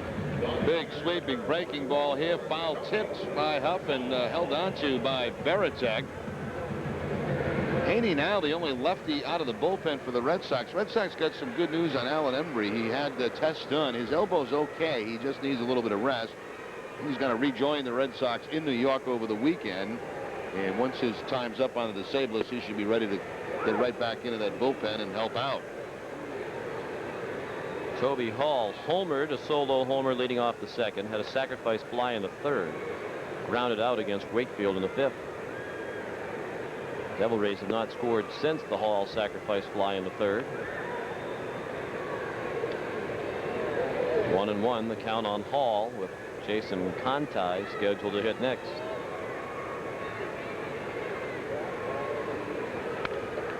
Out of play to the right into the crowd, a good crowd for the Devil Rays, 22,012. Pretty good for a 12-15 start here in St. Pete. Well, they have the promotion with the youth groups today that certainly has helped. It's almost 10,000 fans over their per game average.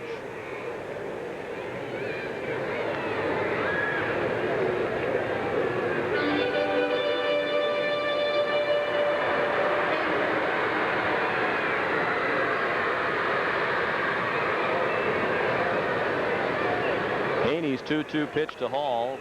Golf down the right field line. Nixon 2 outs.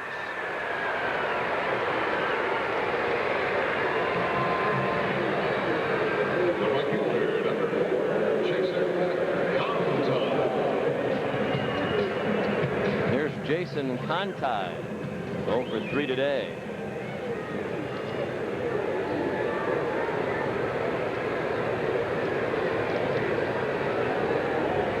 He has struck out twice. Devil Rays have just 3 hits. They had just 1 since the 2nd inning. That was a single to right by Randy Wynn in the 5th.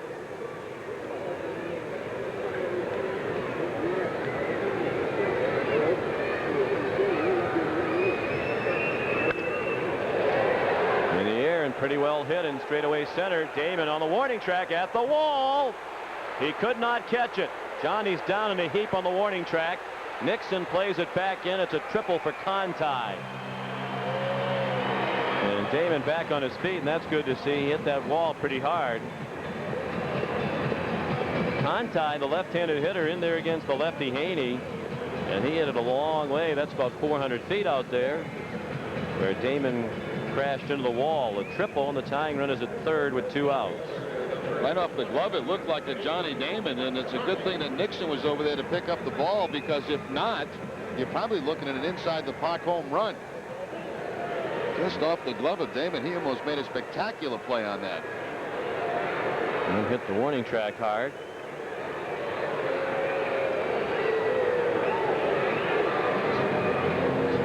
The ball almost got trapped underneath Damon.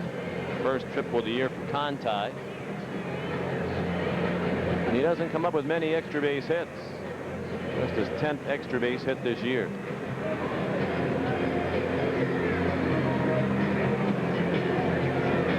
Johnny doing a little stretching on that right leg as Tony Cloninger goes to the mound.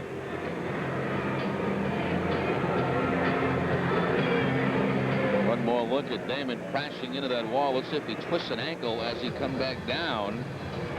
Look how he got stuck in the wall there. Yeah. That little crease in the padding. If you talk to Johnny after the game, he'd tell you he should have caught that ball. It would have been a very tough play, but he was under it, got a glove on it.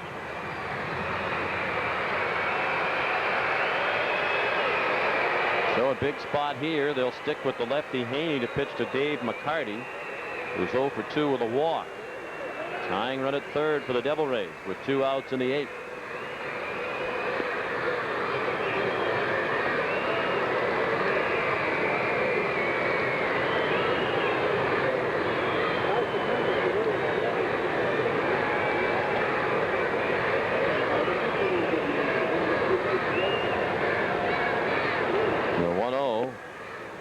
Missed outside. That's 2 in a row away from McCarty. Haney's actually been tougher on right-handers. A 188 batting average, 267 for lefties. McCarty 2 for 4 in his career with a couple of walks off Haney. Both former Kansas City Royals. 3-0. He hasn't come close to throwing a strike to this hitter.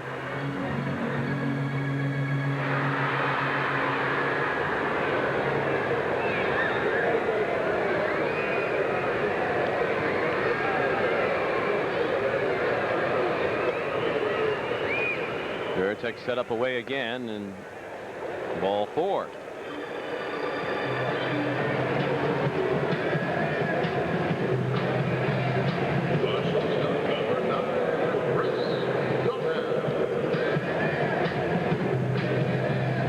Now the go-ahead run is at first. You surprised they were that careful? Another right-handed hitter, really a better hitter, I think, in Gomez coming up next. Yeah, they're trying to get tease him, hope he would chase something out of the zone, but nothing even close to being a strike. Gomes up with the bullpen, the right-hander. I thought maybe they'd also have Banks up there. They're going to stick with Haney. And ball 1 to Gomez. 5 straight balls thrown by Haney. Gomez is 0 for 3.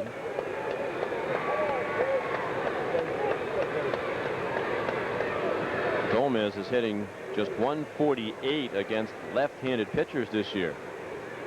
Probably the biggest reason why they've stuck with him. In the hole, Garcia Parr to Merlone for the out. And listen to the crowd. A terrific play by Nomar, and you can hear just how many Red Sox fans there are here.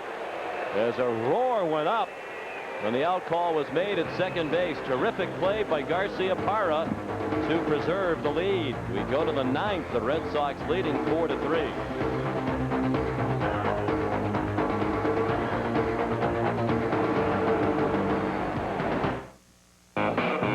It's the return of summer and a great offer at your local Chevy dealer. Might as well be walking on the sun. For a limited time, 0% financing is back.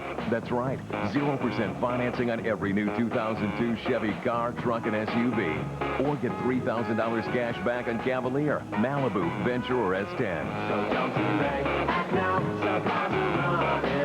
Get 0% financing during summer drive at your local Chevy dealer. You're about to be treated like no man before. New Gillette Series Shave Gel. With ingredients like tea tree oil to invigorate, you get healthy-looking skin. Skin that just got lucky. New Gillette Series Shave Gel.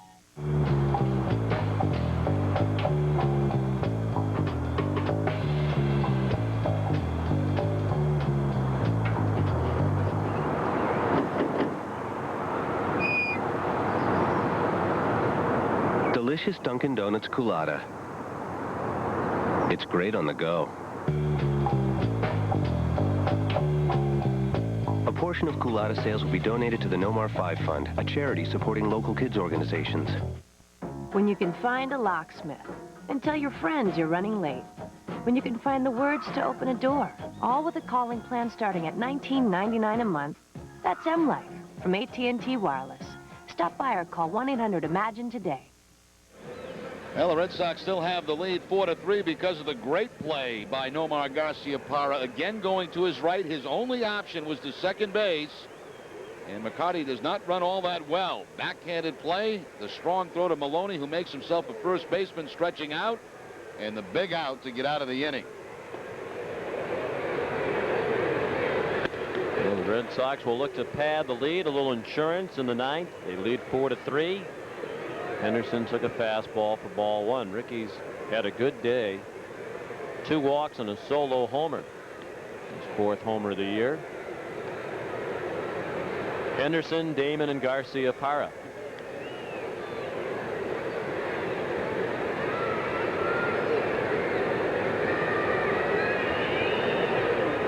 Mr. Tanyan came in last inning and gave up 3 straight hits with 2 outs. As the Red Sox took the lead for the first time today.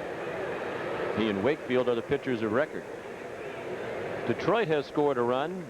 We'll get Urbina warming up. Yankees leading the Tigers 4-2 with Detroit still batting in the top of the 6th.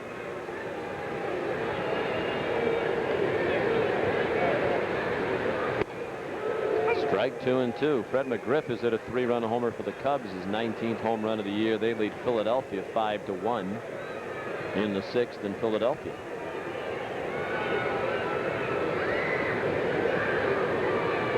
Bill Cordero is homered for Montreal. The Expos won. The Mets nothing in the 6th.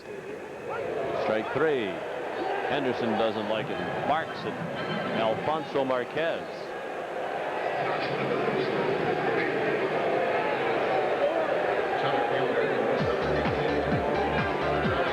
Time for the game summary. Brought to you by Dunkin' Donuts. Nothing gets you going like the smooth, mellow taste of Dunkin' Donuts coffee. Solo homers by Steve Cox in the 1st, Toby Hall in the 2nd. Devil Rays added another run in the 3rd. The Red Sox got a home run by Henderson in the 5th inning. RBI single by Garcia Parra, a home run by Merlone, an RBI single by Nixon to reclaim the lead.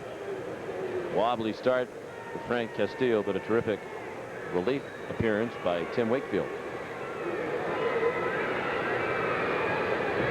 Johnny Damon up there 1-1 the count. He's 1 for 4. He doubled and scored in the 5th.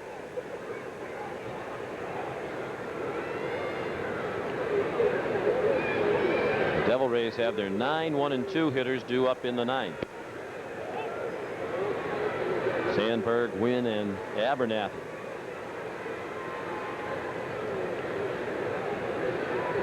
Likely against Urbina. 2-2 on Damon.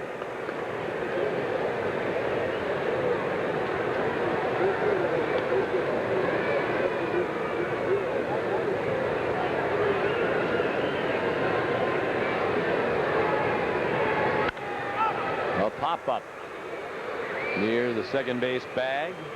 Abernathy. 2 outs.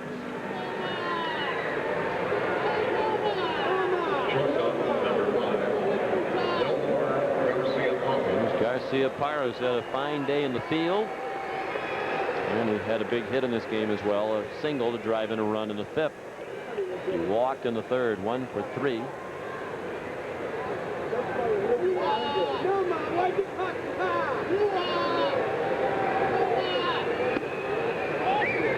Ball 1 outside.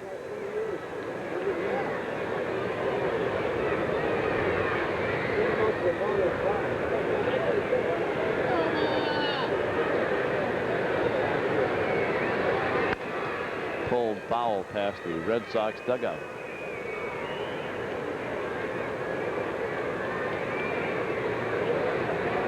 One ball, 1 strike. Urbina ready to go to work.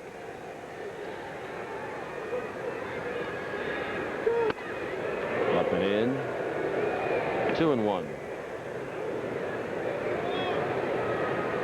After today, the Red Sox still have 11 games remaining with Tampa Bay. Good pitch there, a little wrinkle in it that surprised Nomar. Yeah, good follow-up pitch from that inside fastball to the hard slider down and away. Still got 11 games left for Tampa? Mm-hmm. Wow. Ripped toward the gap in left center and in for a hit. That should get Nomar back to the 300 mark or even a little bit above it. A 2-out double. Red Sox got 3 straight hits with 2 outs last inning. They'll try to do it again to Esteban Yan. And it does get Nomar to 301. 32 doubles now on the season for Garcia Parra. He is second, tied for second with Garrett Anderson. Soriano leads with 33.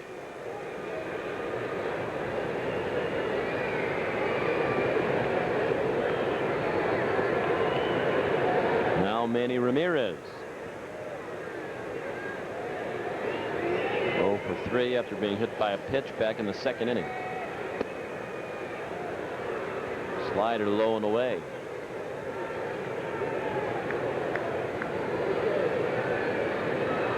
Red Sox have 9 hits.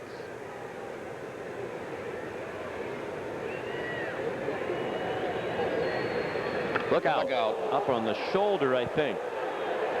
They're going to throw him out of the game, I think. They're throwing Yan out of the game. Yep, he's gone.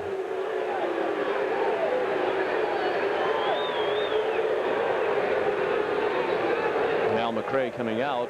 Yan isn't even aware that there was a warning issued earlier. Alfonso Marquez explaining it to him. Johnny Damon certainly wants him out of there. A lot of those Red Sox right up against the railing in their dugout. The second time they've hit Manny. The first one was clearly intentional by Sturtze. It prompted a response as Castillo hit Abernathy. And this one was scary because this one was a little too close to the head. Comfort up around the left shoulder of Ramirez. Yan was after hitting Ramirez. It looked like he asked Manny if he was okay, you know. But the fact is, in the judgment of the umpire, throwing at Ramirez again, whether intentional or not, in his judgment it was, and he throws him out of the ball game. Well, the Red Sox want him out of here. You can see Mirabelli gesturing.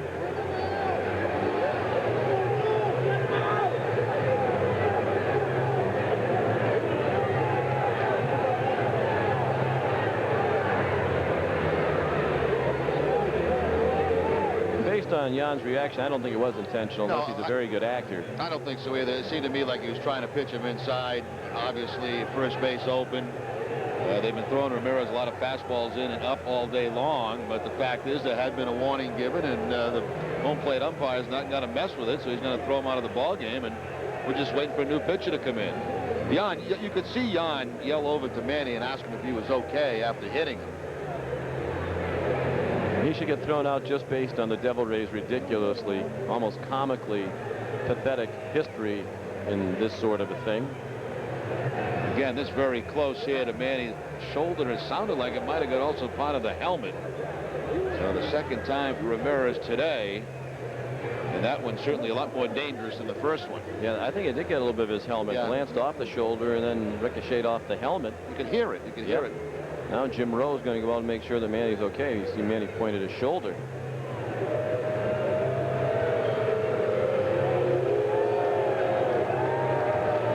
Tanyan still pleading his case. But to no avail. He will be ejected here. And Jesus Colome will be the new pitcher.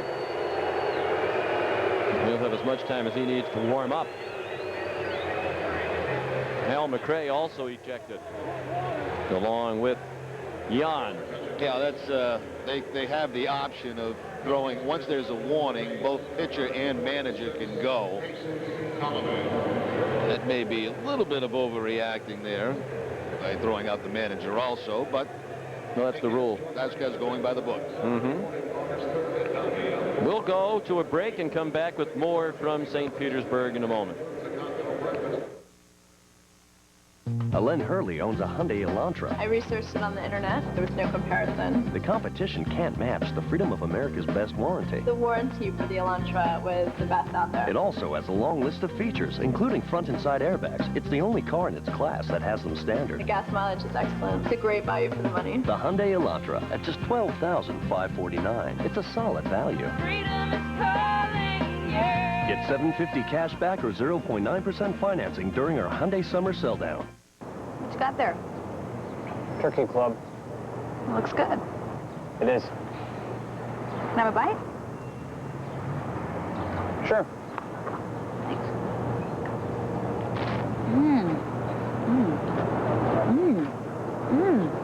Introducing Big Eats Deli Sandwiches from 7-Eleven. Good.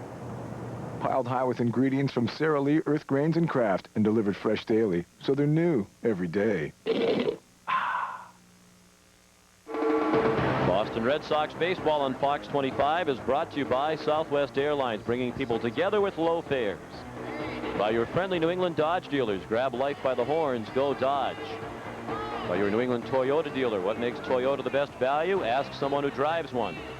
By Bud Light, for the great taste that won't fill you up and never let you down, make it a Bud Light. And by your New England Ford dealers, the best selection of cars, trucks, and SUVs on the planet. Visit your local New England Ford dealers or log on to newenglandford.com.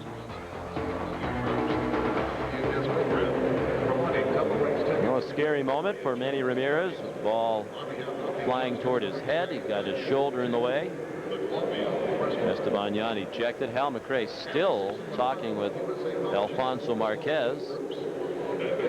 Now, what he may be doing, Sean, is making his plea here so suspension time is not in the offering for Esteban Yan. That's quite possible. You know, he maybe say, look, why am I going to hit the guy? If I was going to, I would walk him. If I wanted him on first base, I'd intentionally walk him and trying to pitch him inside. And I mean, he's doing whatever he possibly can right now, I think, to save some time.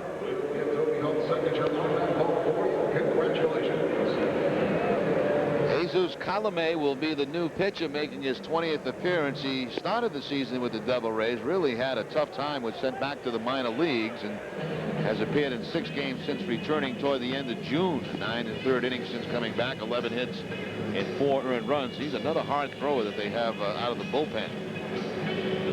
And they got him at the trading deadline 2 years ago for Jim Messier.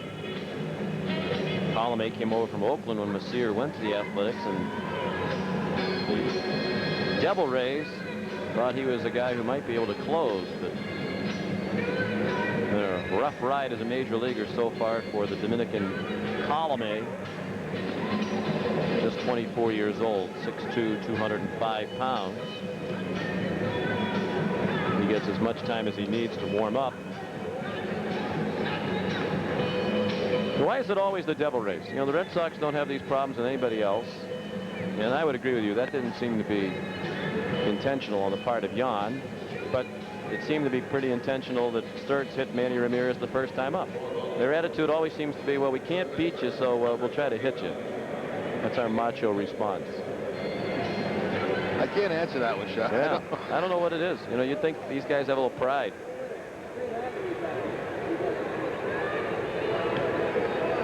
I mean, they're not even good at that part of the game.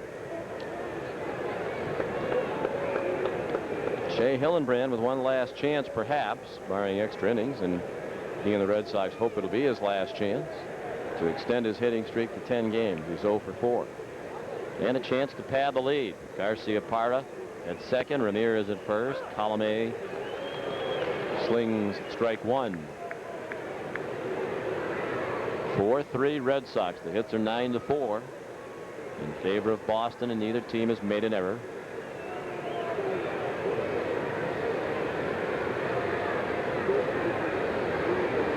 Hillenbrand hits it hard up the middle. Abernathy flips to Gomez for the out. Nice play. The ball was hit sharply, and it might have been screened for a moment by the second base umpire, Gary Cederstrom.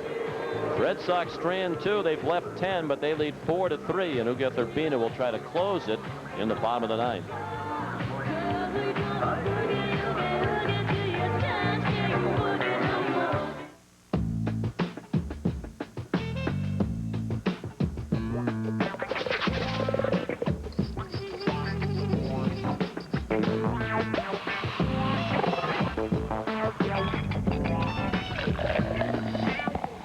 Doc's hard lemon-flavored malt beverage.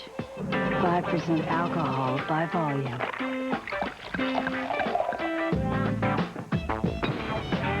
Now that's refreshing.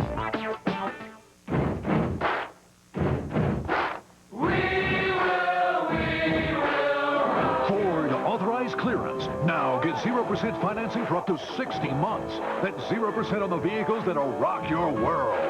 Like Ford Explorer, the #1 selling SUV on the planet. F-150, the #1 selling truck for 25 straight years. Focus, one of Car and Driver's 10 best. And Taurus with the government's highest safety rating. 0% Ford authorized clearance now. Tonight on Fox 25, only one news magazine has its finger on the pulse of America. The Pulse with Geraldo Rivera, Bill O'Reilly, and Shepard Smith. Tonight they investigate the possibility of another devastating attack on America. Find out what the government is doing to prevent disaster and how you can protect your family. It's The Pulse. All new tonight at 9 on Fox 25.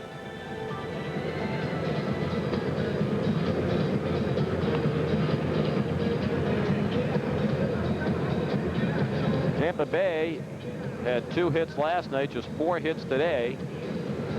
They'll try to rally in the bottom of the ninth to tie it or pull it out with a victory. They'll have to do it against Ugueth Urbina, looking for his 23rd save of the season. 22 to 24. The 2 lone saves, one against Detroit, one against Kansas City. Urbina now in the league with those 22 saves is quite a distance behind Guardado. Guardado with 30, Sasaki 23, Koch 23, Rivera 23, then Urbina with the 22. Chris Haney pitched an inning, allowed a hit and a walk, was not scored upon.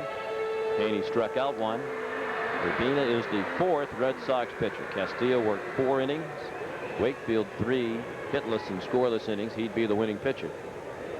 Then Haney and Urbina. Here's Jared Sandberg, the #9 hitter. Swing and a miss. 90 miles per hour, the first offering from Oogie. Sandberg is grounded to short, fly to left, and struck out. Randy Wynn on deck, then Brent Abernathy. Yankees lead Detroit 4-2. Bottom of the 6th at Yankee Stadium. We'll be there tomorrow night for the start of that series between the Red Sox and the Yankees. All 3 games on Fox 25.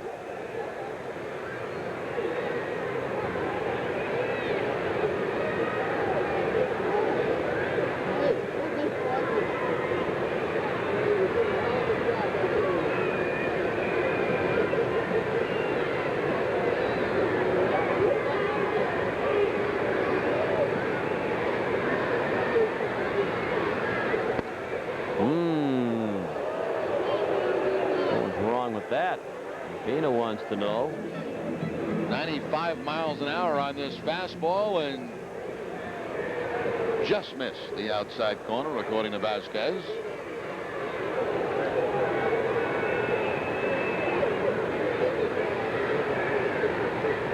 Swing and a miss.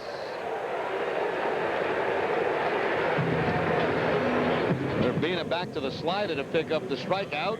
A lot of strikeouts in the middle part of this game. Wakefield had a bundle of them. Now Urbina with that nasty slider really had Sandberg off balance on that swing. By the way, that's Marquez behind the plate, not Vasquez. How long have I been calling him Vasquez? 4 or 5 innings? No, I think that's the first time. Oh, really? Vasquez today. Happy birthday. McRae might have called him worse not long ago. Happy birthday, Raymond. He's 5 today. Is that Raymond?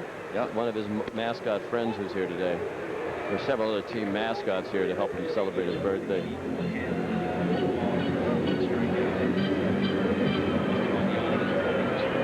I think that's Ray. Yeah, Rally Ray.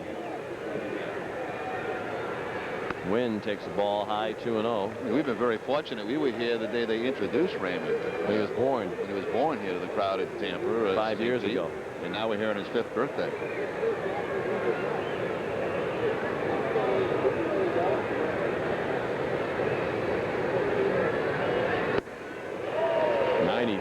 mph fastball, 2-1 on Wynn.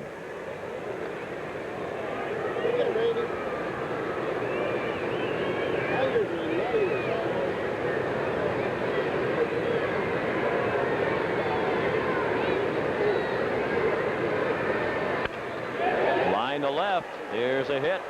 So they'll get the tying run on as Henderson plays it back in. Wynn continues to have a terrific year. 2 for 5 today. That is just the 5th hit for Tampa Bay.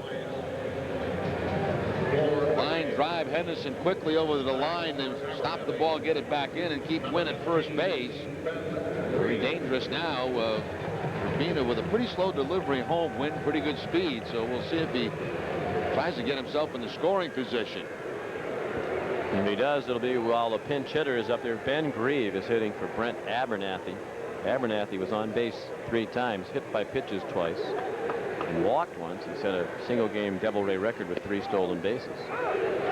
Grieve takes a strike. Former Rookie of the Year, hitting .250, 10 homers, 40 runs batted in, 0 for 1 as a pinch hitter.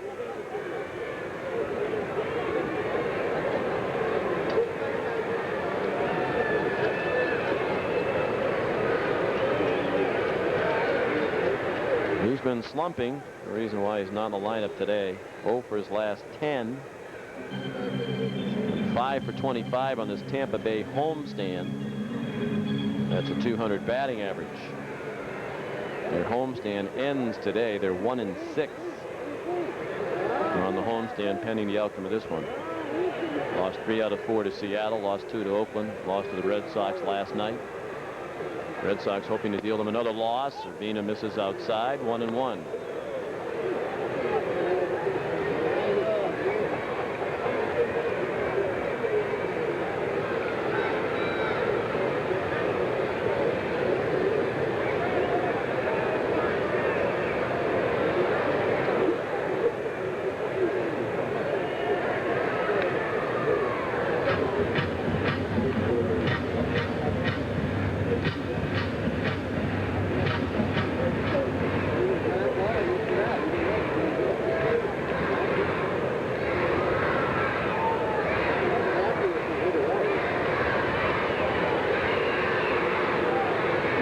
Did drive in the winning run in their only win on this homestand. That was Saturday in the 10th inning, a bases loaded single. And knocked in Steve Cox, gave them a walk-off 4-3 win over the Mariners.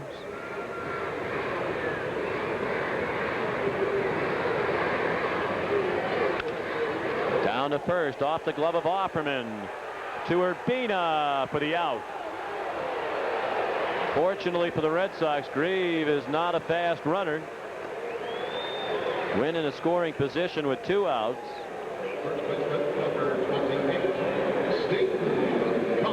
Nice play play by Offerman and Urbina hooking up to get the out, but if Jose is able to make this play clean, he gets the lead man at second base and keeps him out of scoring position. It bounced off the glove. Now the only play is the first base. Urbina will just beat Reed to that first base bag by stretching out. But that was the type of ground ball that if Jose was able to make the play clean, he goes to second to cut down Randy Wynn and keep that potential tying run out of scoring position.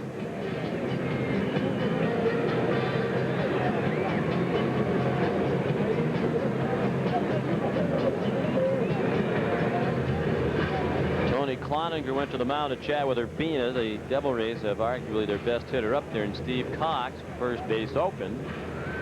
But then again, if they put him on, he's the winning run put on base.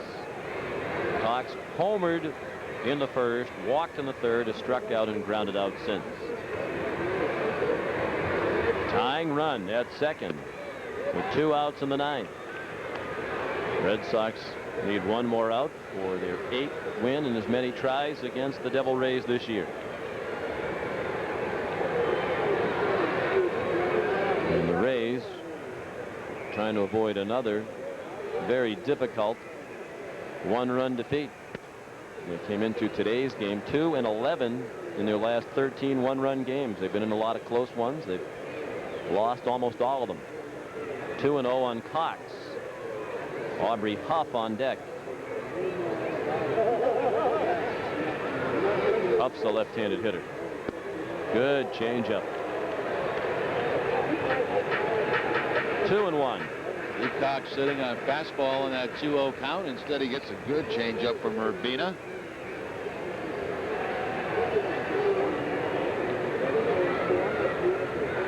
Huff hoping for a chance.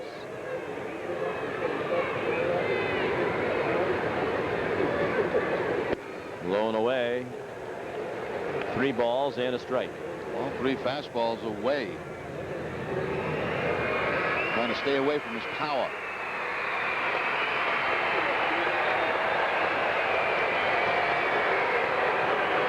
Win at second. Out a very big lead. Garcia Parra holding him close. Ball 4. They did pitch very carefully to him. The only strike he saw was on a changeup. The others weren't all that close. That does put the winning run at first.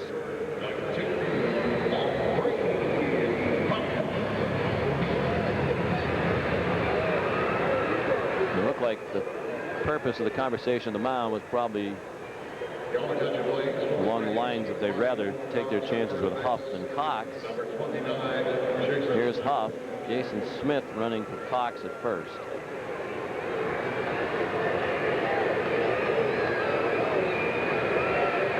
Cox was on base 3 times. There's his runner Smith. Now Huff. Change up, swung on and missed. Huff 0 for 3 with a walk. He has struck out twice. 4-3 Red Sox. 2 outs, 2 men on in the 9th. Urbina trying to save it for Wakefield. Wynn, a good runner at second. Just about any ball to the outfield, he's going to score. A ball low. 1-1. I think Urbina slipped as he delivered that pitch to home plate. Hit a divot on that mound.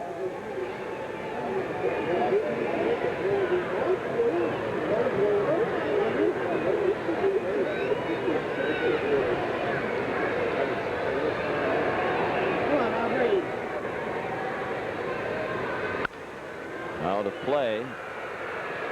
And the Devil Rays down to the last strike. Huff doubled last night to drive in the Rays' only run of that game. It was just his 2nd RBI this month. He had a team-high 15 ribbies in June. And he's been in a long slump now. 9 for 53 this month.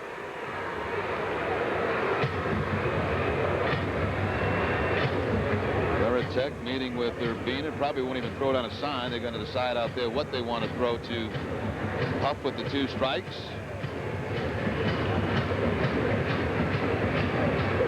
And they fooled him badly with a changeup on the first pitch. He was late on the fastball on the last pitch. The 1-2 from Urbina in the dirt.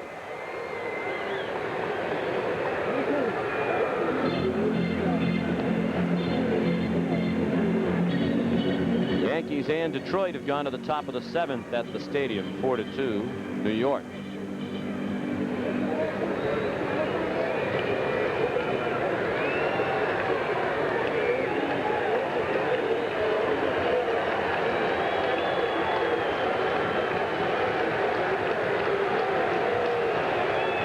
Now the 2-2 pitch. Hit on the ground right at Merlone. On to Offerman, and the Red Sox win. They remain perfect against Tampa Bay this season, 8-0. They come to St. Pete and sweep the brief 2-game series. Lou Merlone, one of the heroes. Ricky Henderson homered in the ball game. They get the Red Sox scoring started. Urbina saved it for Wakefield. The totals for Boston: 4 runs, 9 hits, no errors, and 10 men left. For Tampa Bay, 3 runs, 5 hits, no errors. The Devil Rays also stranded 10. Tim Wakefield, the winner, with 3 hitless innings of relief, leveling his record at 3-3. Esteban Yan took the loss. He's 5-5. Huguet Urbina saved it, his 23rd. Time of the game, 3 hours and 17 minutes before 22,012. Henderson and Merlone homered for the Red Sox. Cox and Hall hit home runs for Tampa Bay. The Devil Rays now 2-12 in their last 14 one-run games. They've lost 5 straight and 13 out of 14. And in those 13 losses, they've been outscored by a total of just 26 runs. So Brady Little and the Red Sox back on a winning track. They'll take a 3-game winning streak to Yankee Stadium for the showdown the next 3 days with the Bronx Bombers, who are leading right now 4-2 in the 7th. They own a 3-game lead over the Red Sox in the American League East standings heading into today's action. Once again, the final score of today's game: Boston 4 and Tampa Bay 3. This is the Fox 25 Red Sox television network. Play of the game is brought to you by New England Ford dealers. It's a defensive play. Nomar Garciaparra with a potential tying run at third base gets the force out at second and allows the Red Sox to keep that 4-3 lead. Terrific play by Nomar. For the best selection of cars, trucks, and SUVs on the planet, visit your local New England Ford dealer or log on to newenglandford.com.